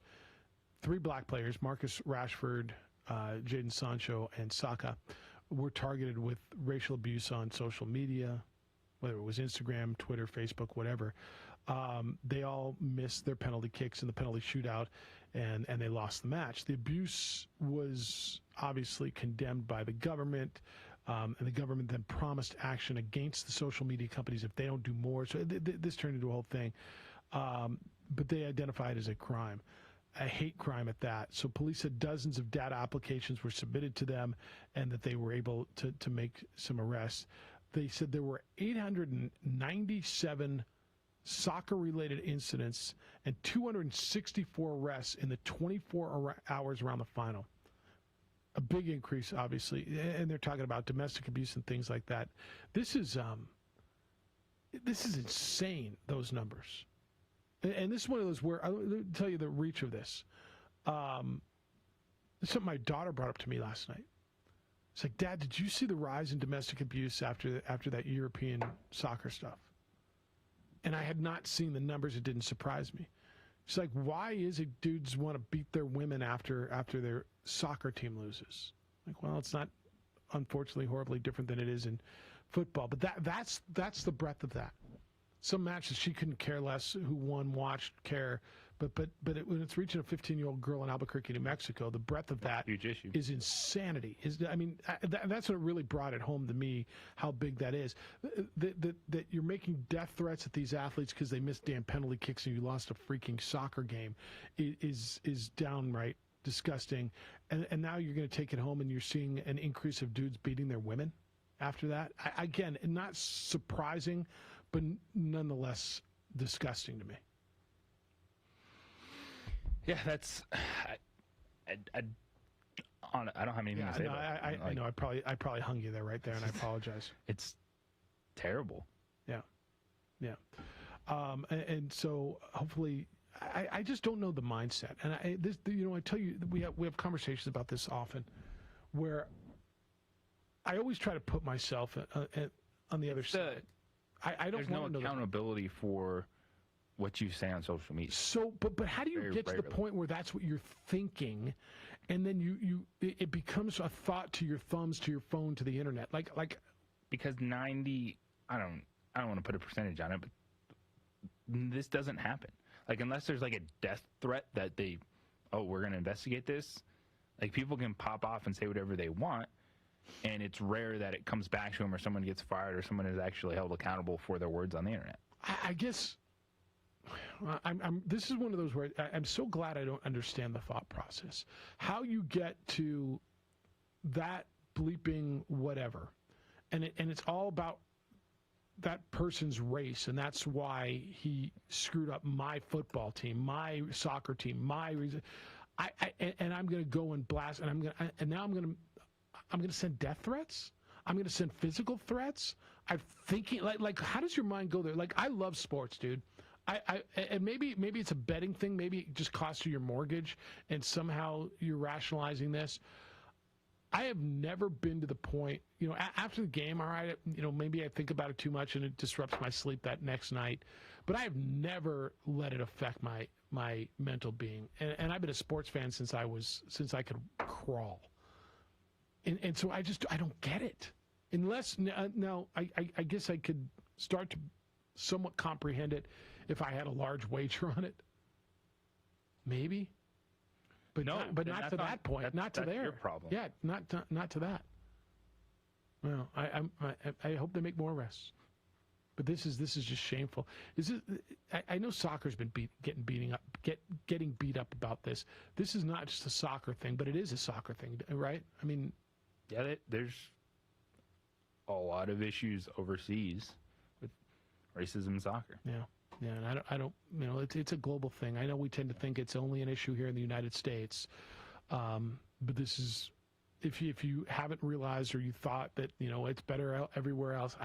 Look, this is obviously a big issue, everywhere in the world, and it's surfaced its ugly head as we've gone through that. All right, 505-246-0610, 888-922-0610. You can send emails. Jeff or JJ at sportsanimalabq.com. I'll get you another leaderboard update. We'll get into some of the we got to hit on Richard Sherman, more of the hoops when we get back as well at 505-246-0610. Rates for refinancing your mortgage remain near all-time lows. They can't stay there forever, though, so you got to act now. Call American Financing. You could be paying a lot less for your home every single month. Really is a true statement, because the interest rates remain near historic lows. They're not going to be that way forever. You've got to take action now. As a homeowner, one of the worst things you can do is miss out on a lower interest rate, because a lower rate can mean hundreds of dollars in monthly savings, plus tens of thousands of dollars in long-term savings. You can lower your payment, you can shorten your term, you can consolidate debt, you can even access cash. Whatever you need, American Financing can help.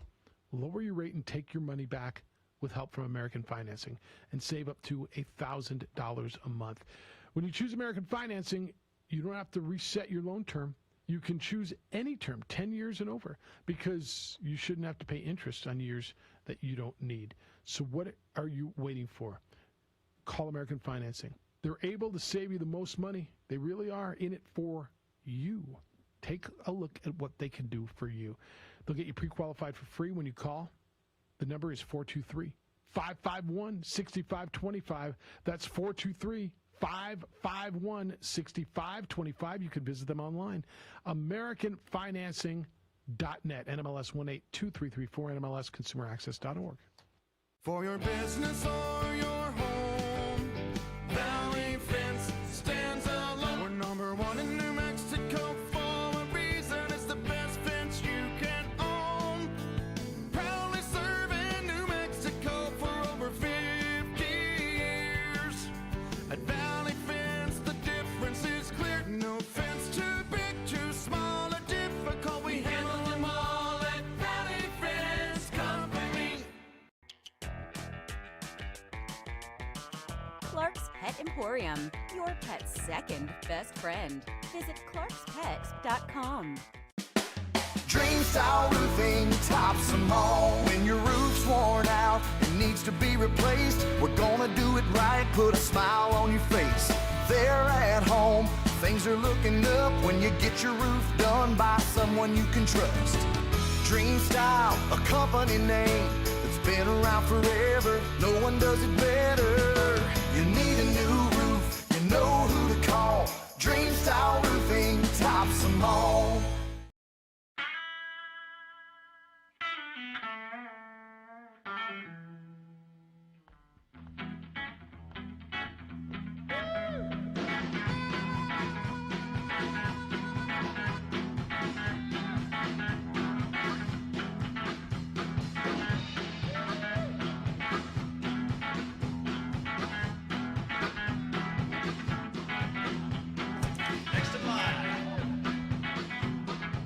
Rudy's is a proud supporter of ProView Networks.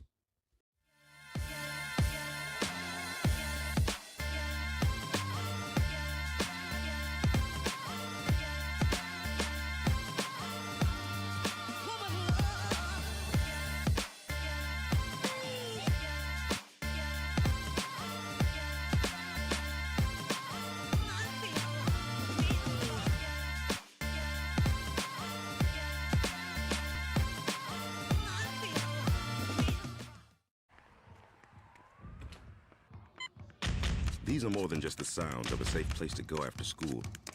These are the sounds of interest being ignited and of mentors making an impact. At Boys and Girls Clubs, we don't do just one thing. We do whatever it takes to meet the needs of every kid who comes through those doors. Because whatever it takes is what it takes to build great futures.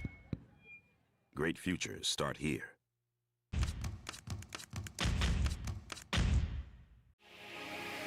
Here at Legacy, we are here to disciple people by helping them connect with God, grow in relationships, and live generously.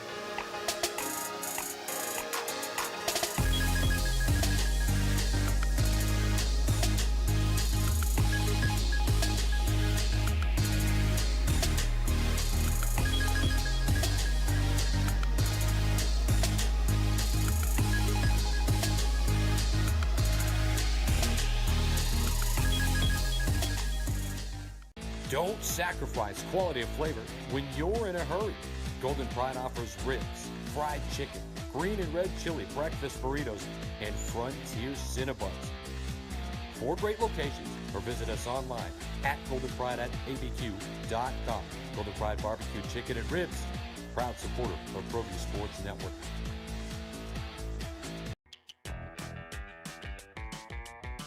Clark's Pet Emporium, your pet's second best friend. Visit clarkspet.com. A rogue virus, no jobs, sky-high tuition debt. Life is trying to put our generation on the sidelines. But we refuse to just sit back and watch it pass us by. Instead, watch us fly ahead.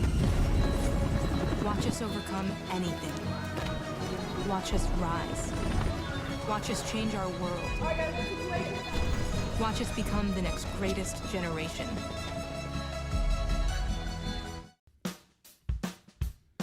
Well, I'm going to the frontier. Breaking, and you know that he's been arrested and was held on domestic violence charges. This morning, a story about Steelers quarterback Dwayne Haskins is breaking. I guess it came out last night. It's his wife who is now facing domestic violence charges. The Steelers quarterback was married back in March. He and his wife were in Vegas. They were celebrating with friends, going to renew their vows, and evidently they got into some sort of a physical altercation. He ends up with a split upper lip. He was missing a tooth. He suffered other injuries to his mouth that would require dental repair. And the police said that they found part of a tooth. There was blood in there, and they arrested the wife on charges. So stand by for more on this. But he's got bodily harm. And again, camp opens up here in a week. I don't know the extent of his injuries other than missing tooth and facial injuries, split lip. But you're going to hear about that as today goes on as well. Opening drive, Jeff Siembieda and J.J. Buck back to it. Howard, good morning. You're on the Quan's Auto Care hotline. Good day, sir. Good morning, gentlemen. You know, that's exactly where I was going. You stole my thunder there a little bit, Jeff. Sorry. That's incredible, isn't it? I saw that story on the, on the ticker tape there this morning, and I investigated a little bit, and man, you marry a woman that packs a punch like that? Well, I hate these stories because you don't know, and so you just hear initial stuff. I will tell you my initial reaction on this, and that's what I said to JJ during the break. Like, it sounds like, I can't even believe I'm going to say this, but good for him. He didn't hit her back. Like, it sounds like he took it, and he didn't hit a woman, and she got nothing good comes out of this situation. But one of my first thoughts is, man, like you never hear a situation where the woman is the one who's charged in a situation like this. You hear about men being baited a lot in situations. I'm not telling you that's what happened because I have no idea, but my initial reaction is, dang, he got hit. Whatever she hit him with, I don't know if it was her fist or whatever, but for him to take that damage and not evidently hit her back, I mean, is there a part of you that says kind of, it's stupid. Does it sound good for him? You know, I agree with you wholeheartedly because, it would have been easy for him to retaliate, and it would have been all over the place, and then, she would have been justified or whatever. Yeah. Now I hope she gets her justice served. If that's in fact what happened, yeah. Yeah, and you go back to the sports thing, it's incredible how seriously some people take this, and domestic violence is prevalent after the Super Bowl or after, a soccer match or whatever. And what those 3 soccer players are dealing with right now is just totally disgusting. Mm-hmm. I don't get people, and do you just not have proper home training? I was brought up by my mother and her alone. And, to this day, I open doors for my wife, and I hold her chair and help her on with her jacket. That's right. The way I was trained, and I was trained to respect anybody and everybody, regardless if they respect you or not. And I'm lucky. I know a circle of people like, I interact with yourselves on a radio show, and we interact in our little group messaging. But, and then the friends I choose to call friends, like Dan, I heard Dan call you guys yesterday and just tell you that you guys were in his prayers. I mean, that's the kind of people I choose to surround myself with. And I just don't get this whole thing anymore about, what's going on in our world today. I just worry about the world we're leaving behind for my grandkids, and your Addie's going to have to deal with, and your son's going to have to deal with this, JJ. But I guess all we can do is do the best we can to help them see what's right. Thanks for taking my call. Yeah, thanks, Howard. I think there's something positive about not being able to understand it. I'm glad I can't comprehend the way some people think. You know what I'm saying? When I say that, I'm glad I don't understand how you can get to a point where I'm going to go on a racist rant after my soccer team loses. I'm glad I don't understand that. I don't want to figure that out, to be honest with you. I just don't. All right, 505-246-0610, 888-922-0610. Lobo Hobo's in on Bobcat. Best combo ever, Jeff? The OD has had some good producers over the years, some not so good. But I think the consensus is that Bobcat and Hama is a strong 1-2 producer punch. You like that? You and Hama? That's what Jim Villanucci, John Benucci, what's the guy's name? Jim Villanucci. Ben DiNucci. That's what Ben DiNucci calls me. Oh, okay. Ben DiNucci, right? That's his name? No, Jim Villanucci. Ben DiNucci. Yeah. Okay. Yeah. Whatever you say. Yeah, You're the boss. Sometimes. Okay. That's the Cowboys. Is he still their third-string quarterback? Who knows? You okay? I'm good. All right. All right. I know this has gone all over the place, but yeah, it's sometimes that conversation is required. All right, you ready for the Olympics to get started?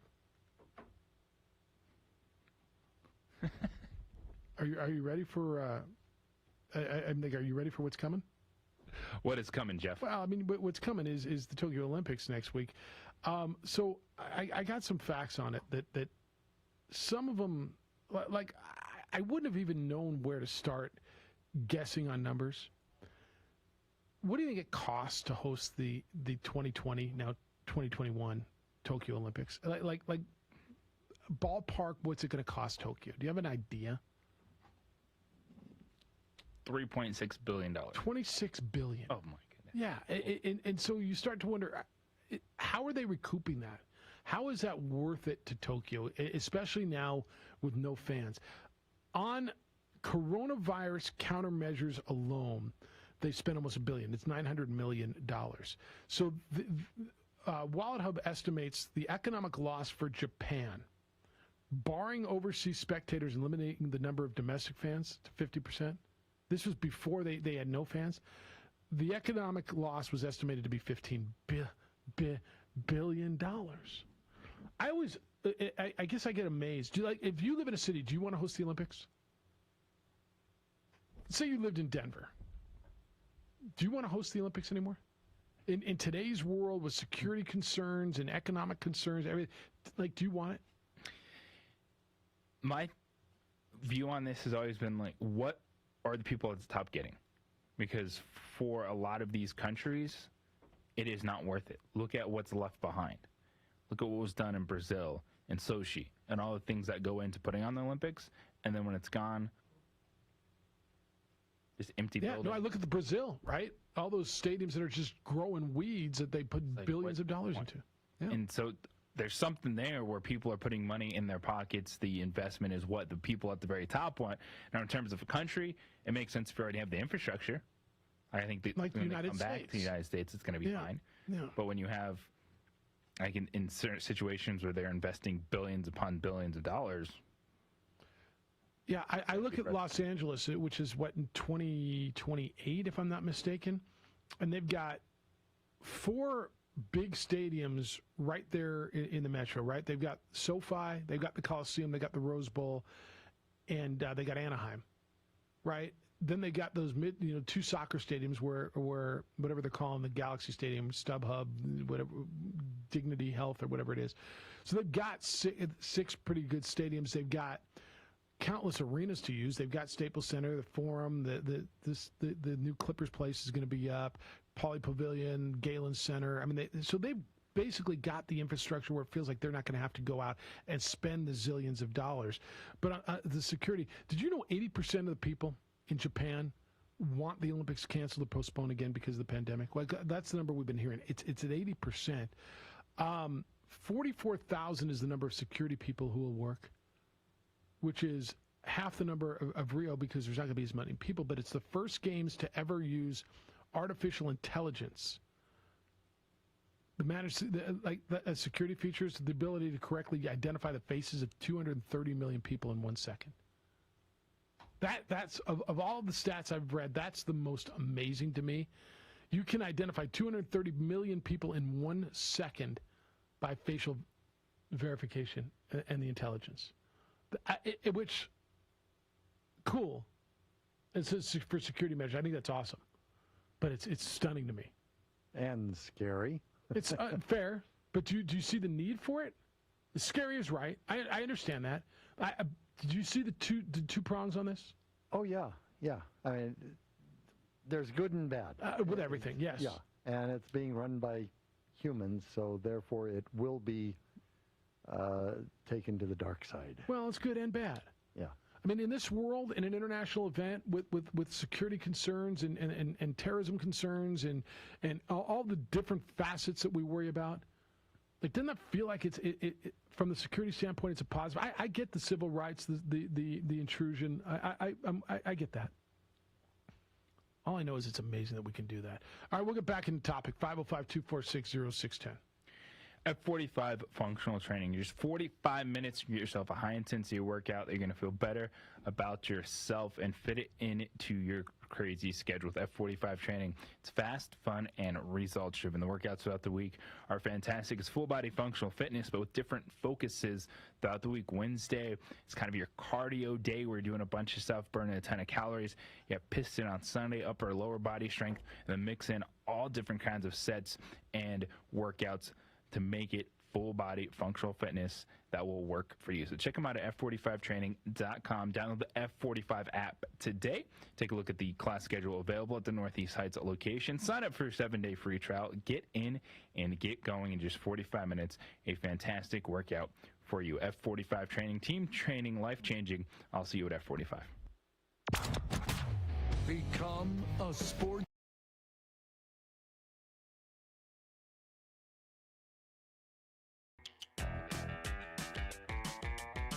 Clark's Pet Emporium, your pet's second best friend. Visit clarkspets.com. Dream Style Roofing tops them all. When your roof's worn out and needs to be replaced, we're gonna do it right, put a smile on your face. They're at home, things are looking up when you get your roof done by someone you can trust. Dream Style, a company name that's been around forever. No one does it better. You need a new roof, you know who to call. Dream Style Roofing tops them all.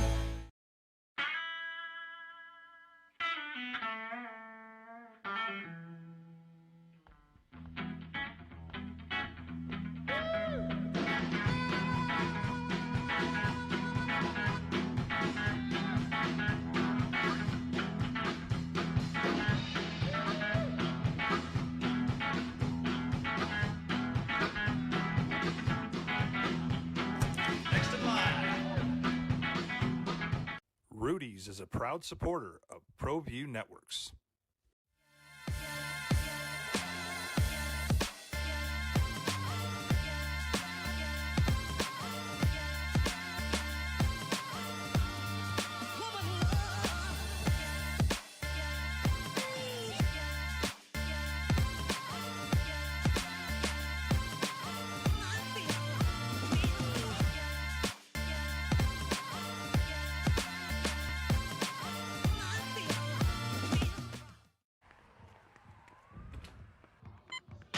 These are more than just the sounds of a safe place to go after school. These are the sounds of interest being ignited and of mentors making an impact. At Boys and Girls Clubs, we don't do just one thing. We do whatever it takes to meet the needs of every kid who comes through those doors. Because whatever it takes is what it takes to build great futures. Great futures start here.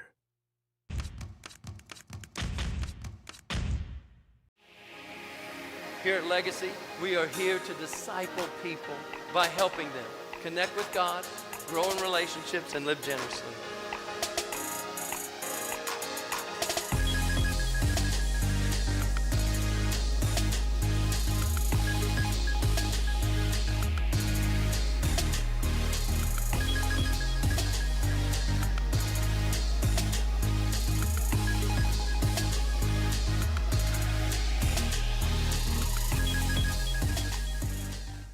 Don't sacrifice quality of flavor when you're in a hurry. Golden Pride offers ribs, fried chicken, green and red chili breakfast burritos, and Frontier Cinnabons. 4 great locations, or visit us online at goldenpride@abq.com. Golden Pride Barbecue Chicken and Ribs, proud supporter of ProView Sports Network.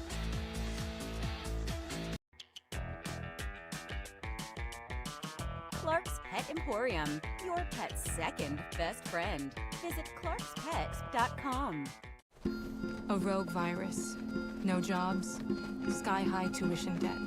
Life is trying to put our generation on the sidelines. But we refuse to just sit back and watch it pass us by. Instead, watch us fly ahead. Watch us overcome anything. Watch us rise. Watch us change our world. Watch us become the next greatest generation.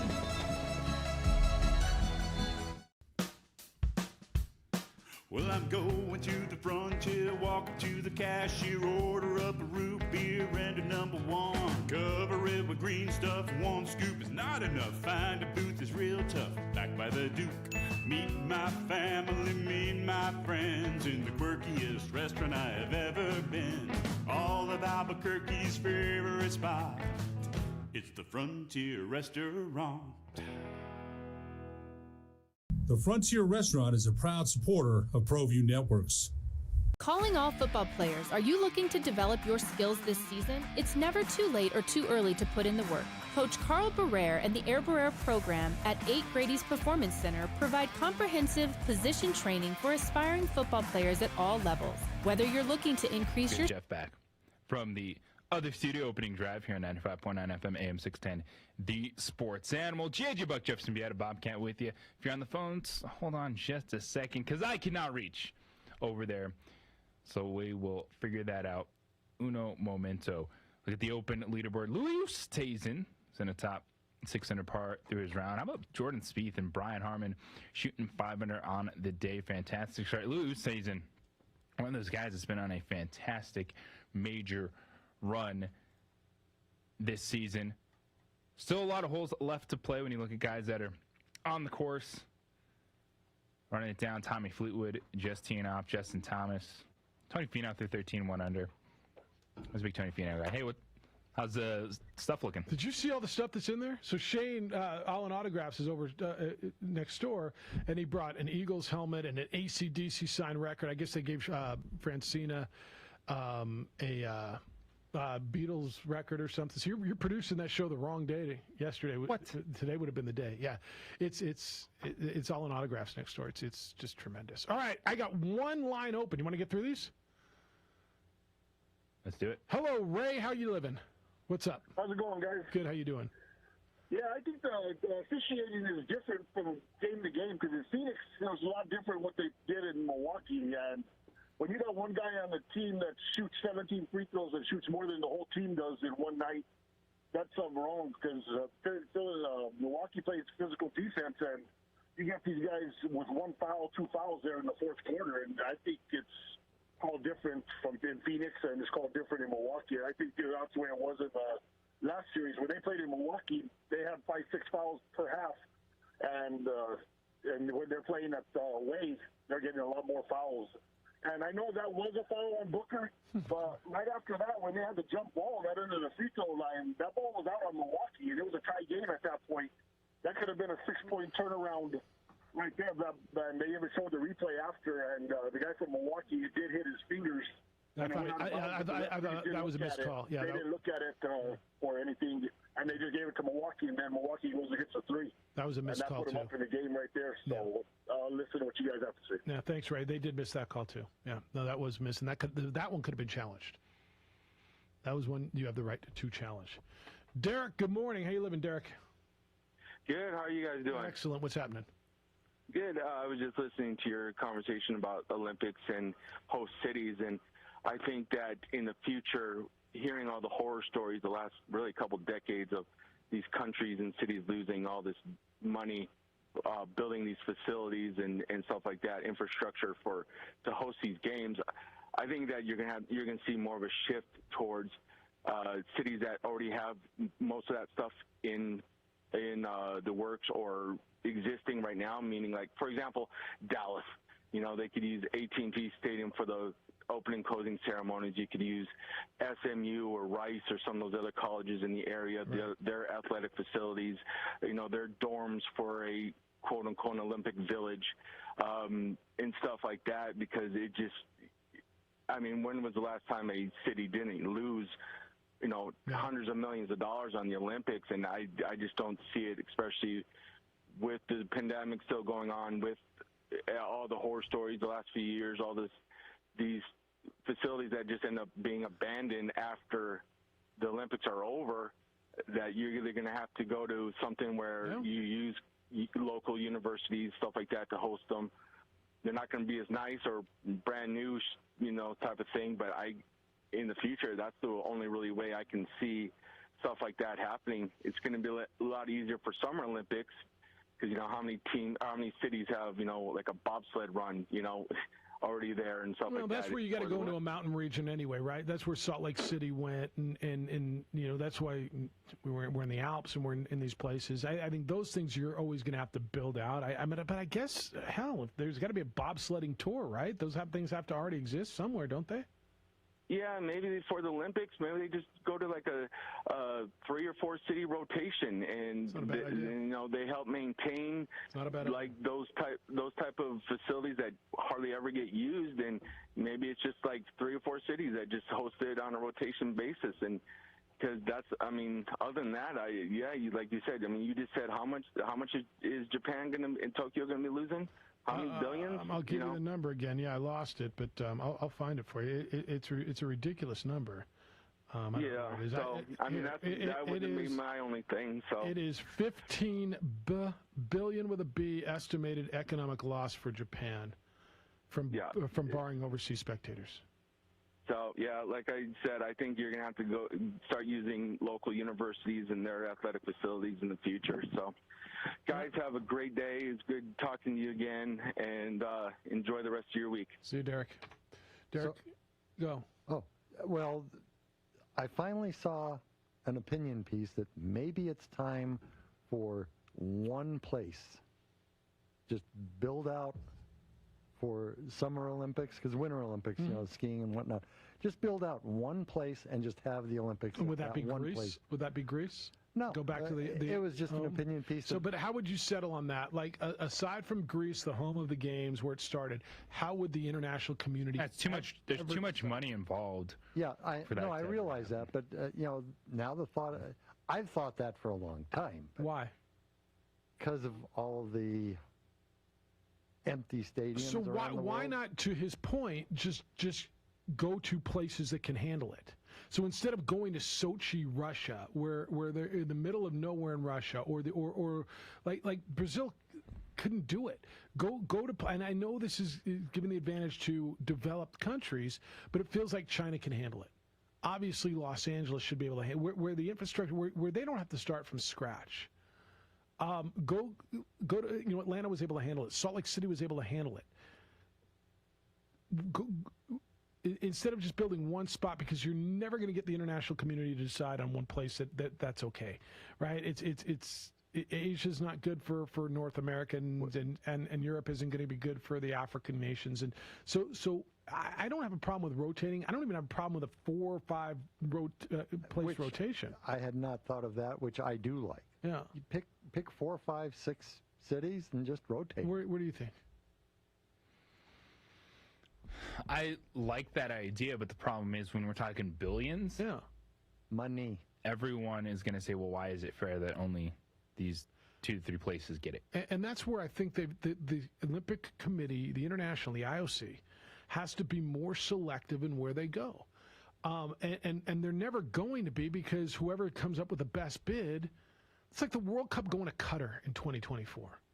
How many human rights nightmare stories have we heard about that place building up the stadiums and people dying and working horrible hours and just and that's the problem. Is it makes sense when you talk it out, talking some of the biggest competitions ever, billions of dollars, or shouldn't we make this simpler? But then you say, well, the people in power and bribes and money and this and that, then it's not simple. Well, and that's where you end up with all these issues. I just think that it needs to, Bob, to your point, it needs to go to places who can handle it.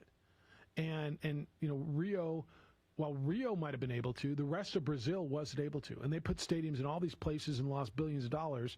And now they've got these weed patches with stands around them, right? And what's doing nobody any good.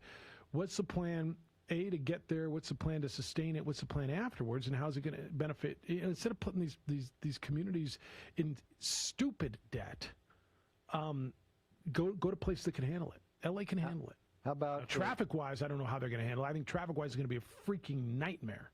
How about if all the countries chip in and build their own island? Build an island like China did. Build an island and just have put it it there. Yeah. Where? The Olympic Island. Yeah. Oh, okay. I like it. Well, you're asking me. Yeah, I don't know. what part of the world? Well, someplace where you can build an island that's in international waters. Underneath a giant volcano, and you just never know if it's going to explode. And then put a big old dome over it. All right, we're going to the phones when we get back. I got a couple lines open. 505-246-0610 on the opening drive. ProView Networks at 95.9 FM and AM 610, the sports animal. Speed, gain strength, or hone your skill, we train all positions with a team of experience. Calling all football players, are you looking to develop your skills this season? It's never too late or too early to put in the work. Coach Carl Barrere and the Air Barrere program at 8 Grady's Performance Center provide comprehensive position training for aspiring football players at all levels. Whether you're looking to increase your speed, gain strength, or hone your skill, we train all positions with a team of experienced coaches who know what it takes to succeed at all levels from Yaffle to college. Check us out at 8gradys.com to learn more and sign up for training today. Jackson Compaction wants to help you keep your green. And keep the community green as well. Jackson Compaction has worked hard to maintain the same prices since day one. Always easy and painless trash removal with professional crews and quality service. If it's non-hazardous waste, debris, or trash on your land, leave it to us. At Jackson Compaction, we're dedicated to ensuring the conservation of our environment. You trash it, we smash it. Jackson Compaction, we've earned a reputation for great results. Turbo Threads is a proud sponsor of ProView Networks. Almost 30 years of experience means fast service, great prices, and a wide selection of apparel from t-shirts to performance sports shirts, even jackets and hats. They feature low minimums and no setup charges on most orders. Turbo Threads is located at 1503 Golf Course Road in Rio Rancho, or find them on Facebook, online at turbothreads.com, or call 999-1234 for Turbo Threads.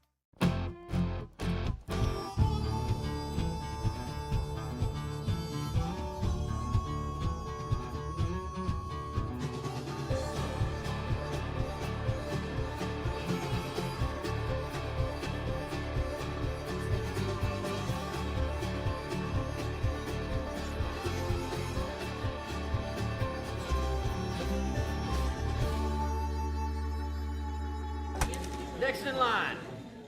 Rudy's is a proud supporter of ProView Networks. DCE Systems want to help schools reopen and keep students, teachers, and staff safe. New Mexico's distributor of no-valent Shield Plus, an antimicrobial hand sanitizer that lasts 24 hours. That's right, 24 hours. 1 liter will provide approximately 2,000 individual applications. Call Louis Ruffin today at 505-507-7722 or go to DCESystemsInc.com to learn more. DCE Systems is a proud supporter of ProView Networks. Clark's Pet Emporium, your pet's second best friend. Visit clarkspet.com.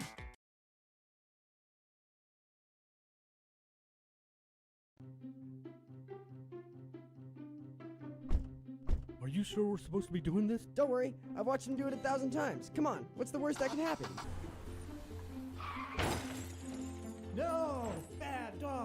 Hi, welcome to Car Crafters. What happened?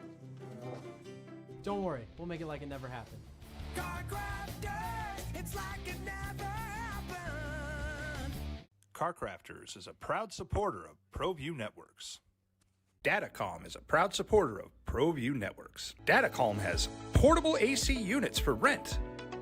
Applications include server rooms, retail outlets, healthcare facilities, laboratories, convenience stores and truck stops, events, concerts, and weddings. All of these units are 120-volt plug and play. Call Louis Ruffin today at 505-507-7722 or go to datacom.com to learn more. Drive, Jeff Siembieda, JJ Buck. Mike, Josh produces for you today over on the ProView Network side, where you can watch the show worldwide on ProViewNetworks.com or statewide at Comcast Channel 26. Hey, welcome to the Steve Davis Show. Good morning. Welcome to Sports Desk live on Comcast Channel 26. Welcome to The Point with Nick Rich. Hi, everybody. Welcome to episode 10, America Talk It Out. I'm Pastor Flora Padilla of Mending Broken Hearts. Welcome to Henry T. Game Face Live, Comcast 26, and Big Bad ProView Network.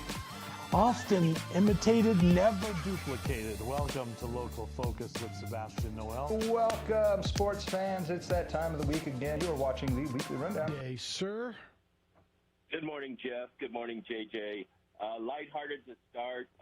Chris Paul started two of the best fast breaks at the end of the game. Unfortunately, they were both for the Bucks. His outlet pass on the one that led to the phantom foul by Booker. And then I guess he fell, or was he taking a dive? I don't know, but that kind of turned it around. And then, of course, if you're a betting person, which I gave up a long time ago and decided to have children, when he went in and did the layup at the end, if he tried to at least make a three, the end, I think, line was 5 at the end, but so be it. But more, I digress. What I was really wanted both of your all's opinion was on tying Olympics to golf and ranking the 4 majors, and would you put a gold medal, if you had your choice and you could only have one or the other, would you take a gold medal over any of the 4 majors? Because I would want, personally, and I'm not good at golf, I'd want a green jacket first. I don't know, maybe the claret jug, but I kind of always put the PGA at the bottom, but then Phil won it, so I didn't want to, have it despairing against him. But I was just curious on your guys' opinion, so I'll get off and let you guys talk about it. Thank you. Thanks. Have a good day. Thanks. I guess, and I'm not a pro golfer. I would put all 4 of those before gold medals, simply because what history means, that golf is so new into the Olympics, and the Olympics is so new into golf, that I would put the history, the tradition, the money of winning one of those other 4 before a gold medal. I'm right there with you. Give me Masters, Open, U.S. Open, PGA Championship. So you go British before U.S. I think that's fair, because it's on the world stage. And I think any European... Both are challenging in their ways. U.S. Open really about the way the course setup, and then the British Open a lot of times is just what blows through, kind of the weather you're going to get. Well, different courses, the challenge, the international piece to it. I think there's a lot to it. I think the international players would probably, to a T, put the Open Championship, the one that's going on right now, as number 1. And I would imagine the U.S. Open, too, before the Masters, although I'm not certain of that. Why do you think the Masters, just because it's the first and it's the tradition and it's played at the same place? Because the other ones, everything else moves around. It's the only major that plays at the same spot. There's something, maybe that is, ahead of the U.S. Open. I guess it would be, huh? You consider it higher? Well, you go Masters 1? The Masters has built its brand. The green jacket. Terrific, yeah. The course never changes. Yet we still see how it challenges as these players year in and year out. Yeah, I'm down with that. It's hard. It's hard to argue. Honda wants to vent. Can I vent, Jeffy? My gym reopened this week. You can bump around on the basketball court. Apparently, that's now safe. But the machines are still socially distanced because, according to the governor, That's still a COVID super spreader. Okay, I'm glad you vented. I Sounds like your gym problem. Well, I mean, where you go, are you wearing masks? You're in your classes. You're at F45. You're doing your thing, right? At F45, no issues. You could have there. F45. Yeah, team training. Out, 45 team training, life changing. Yeah. Also, when I do some lifting with a friend at a different gym, you got to get in some of that. Don't have any issues. Yeah. It is nice to see these people back out. A little extra. Oh, maybe I should wipe the machines down. You should have been doing that before. You should have been doing that before. Nasty when you don't do that. Nasty. Extra hand sanitizer, never bad. Nasty, Bobcat. It's good for everyone. Yeah. Touching the weights, we get it. Yeah. Hondo also says, here's my theory, Jeff, why the TV ratings for basketball are down. Devin Booker's a stud. But until this tournament, I never heard of him, he says. We used to fall in love with these guys in college for 4 years, but since they're all now one and done, unless they land in the NBA, where they run with LeBron or KD, they're pretty much anonymous to the casual fan. It's from Hondo. If you didn't hear Devin Booker, it's kind of on you, but your point's not wrong on the anonymity. It's kind of what I brought up about baseball. Also, what are you supposed to, like? How are you supposed to market Brian Reynolds, Jeff? Like, what are you supposed to? No, I don't know the answer. At some point in time, you're not gonna. Everyone's not going to be known. If you don't know about a dude who had a 70-point game in the NBA, like no one's doing that. Look, if you don't know about Devin Booker, that's on you. And so, what is the casual fan? And so he considers himself a casual fan. He hadn't heard. You're not going to know everybody. If you're a casual, you're not going to know everybody. You're not. You're not going to know Pat Connaughton. I don't think a lot of people knew Draymond Green, and he spent 4 years in college. Did people know Chris Middleton? No. So second round pick. Actually had a couple G League stints before he took off. Played for the Fort Wayne Mad Ants. Yeah. I don't know the answer to this, and it kind of goes back to the conversation we had yesterday at Baseball's All-Stars. Is that because you didn't watch him play in college? You don't know who the All-Star from the White Sox was? Or the Rangers? Or the Rangers? Or the... Pick your team. You knew Miami, but nobody else did because he was from here. Trevor Rogers. But it's about knowing who they are now, not knowing who they were before. Let me tell you something. Learning about players in the playoffs, in whatever your game is, except for football. Football's a totally different beast. Is not something that's new to this generation. Back in the day, did you know about, like before you were watching them all, I don't know, pick your guy. Did you know about the starting forward for the Phoenix Suns back in the day? No. Unless you're watching them regularly? It's like this is the moment where you capitalize on a Devin Booker. Or if we're talking about baseball, Shohei Ohtani, Vlad Guerrero. I get kind of numb to the conversation of, like, you should know everyone beforehand. Like, what... Before this run, like if we're going back to the start of the season, the Suns are playing well, but what sense would it be like, oh, we're going to go all on Devin Booker? Well, let me tell you. Like now it's like, now you do. I'll bring it back to where he's going 4 years in college. Really? When you watch the NCAA tournament, you learn about the guy from Baylor or the guy from Abilene Christian or the guy from Texas Tech as you go through the tournament and he's in your bracket and you watch him in the round of 32 and 16 and 8. You all of a sudden we're all damn experts on North Texas, right? Oh, the guy from Eastern Washington, he's a Big Sky Player of the Year. Now he transferred to Oklahoma. And it's one of those things, too. Is he good?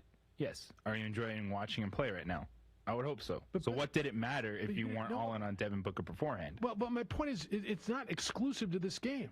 You're not watching these guys for 4 years unless it's your school. Did you know about Damian Lillard? You didn't know him at Weber before State. He exploded in Portland, even though he was at Weber State for 4 years, by the way. 4 years at Weber State. It doesn't make any sense to me. Yeah. So I just don't think it's new. The ratings are down because it's two markets that aren't huge markets.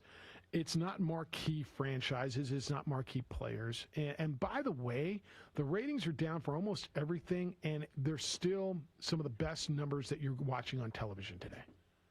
It's all relative. They're still some of the most watched programs that are on the air today. And we yell and scream. We lose our minds all the time. If it's something's not, it can't go up every year. It just can't. It can't. Profits can't go up every year. Are people watching? Are people getting paid? They're still making $42 million a year. So the money's coming from somewhere, right? Enough people are watching because apparently Twitter and our listeners hate the officiating. Yeah, see? So it must be real. All right, 505-246-0610. Put it in your phone for tomorrow. We'll have some hockey talk. The Phoenix Coyotes are bringing a contingency to town to teach hockey. We're going to talk about that a little bit tomorrow. We'll hoe tomorrow. See what we can do with the TBT tomorrow. I'm working on I'm working on all kinds of stuff to make you entertained and informed. We do a biography on Devin Booker. Get to know the Suns guard. Get to know me. All right, so that's what will be tonight. I don't get. I'm going to go to the ball game tonight. You know, Giannis, gotta love him, that 4-year college career he had. You know all about him coming in the NBA. Where did he play? Oh, wait, you mean he didn't? Is that what you're telling me? He didn't. All right, guys. Be good to each other. Jim Rome Show is next. The Herd with Colin Cowherd's after that. Sports Bar with Trulio and Carlisle comes your way with more local talk at 4, and then you get Ice Tubs Baseball versus the Sugarland Skeeters. 6:15, Josh will crack the microphone from Ice Tubs Park. Josh, thanks for sitting in today, man. Good to see you in that haircut. Looking good. Bobcat, maybe tomorrow? I don't know. What do you think? I'm in. All right. Well, yeah, that's what you said 2 days ago. But all right. I mean, I love having you here. Big day for you? Huge day. All right, be good. Be good to each other. Please be kind, loving, caring, and sharing. We'll smell you tomorrow.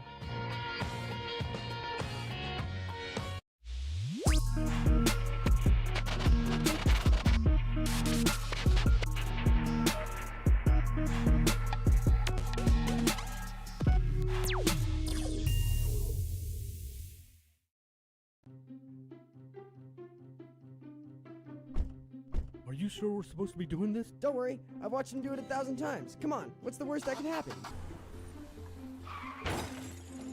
No! Bad dog! Hi, welcome to Car Crafters. What happened? Don't worry, we'll make it like it never happened. Car Crafters, it's like it never happened. Car Crafters is a proud supporter of ProView Networks. Datacom is a proud supporter of ProView Networks. Datacom has portable AC units for rent.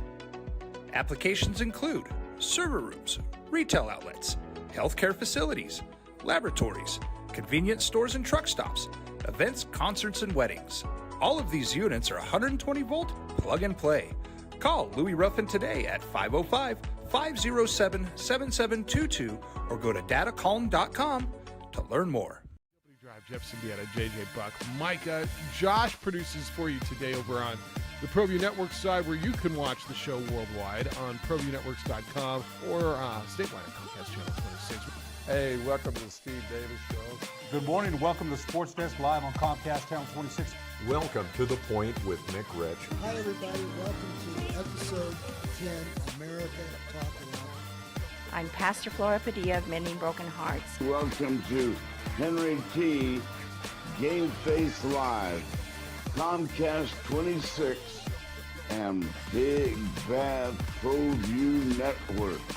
Often imitated, never duplicated. Welcome to Local Focus with Sebastian Noel. Welcome, sports fans. It's that time of the week again. You are watching the Weekly Rundown. Hey, welcome to Red Menace TV here on ProView Network. Hello, I'm Steve Davis. You are watching Public Access TV.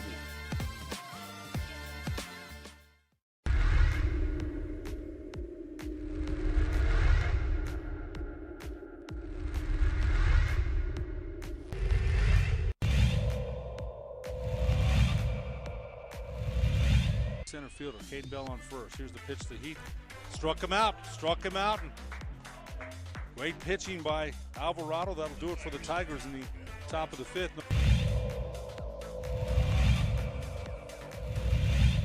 A great crowd for a mid-afternoon game. Swing and a miss, and there's a strikeout, number 5 for Matt Romero. Smith talking to the batter here. That's a, oh, wow. Nice, and that's an out.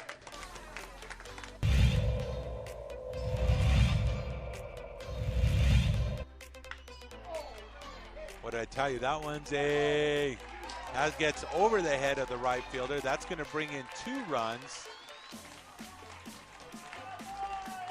as Adrian Martinez with the RBI double.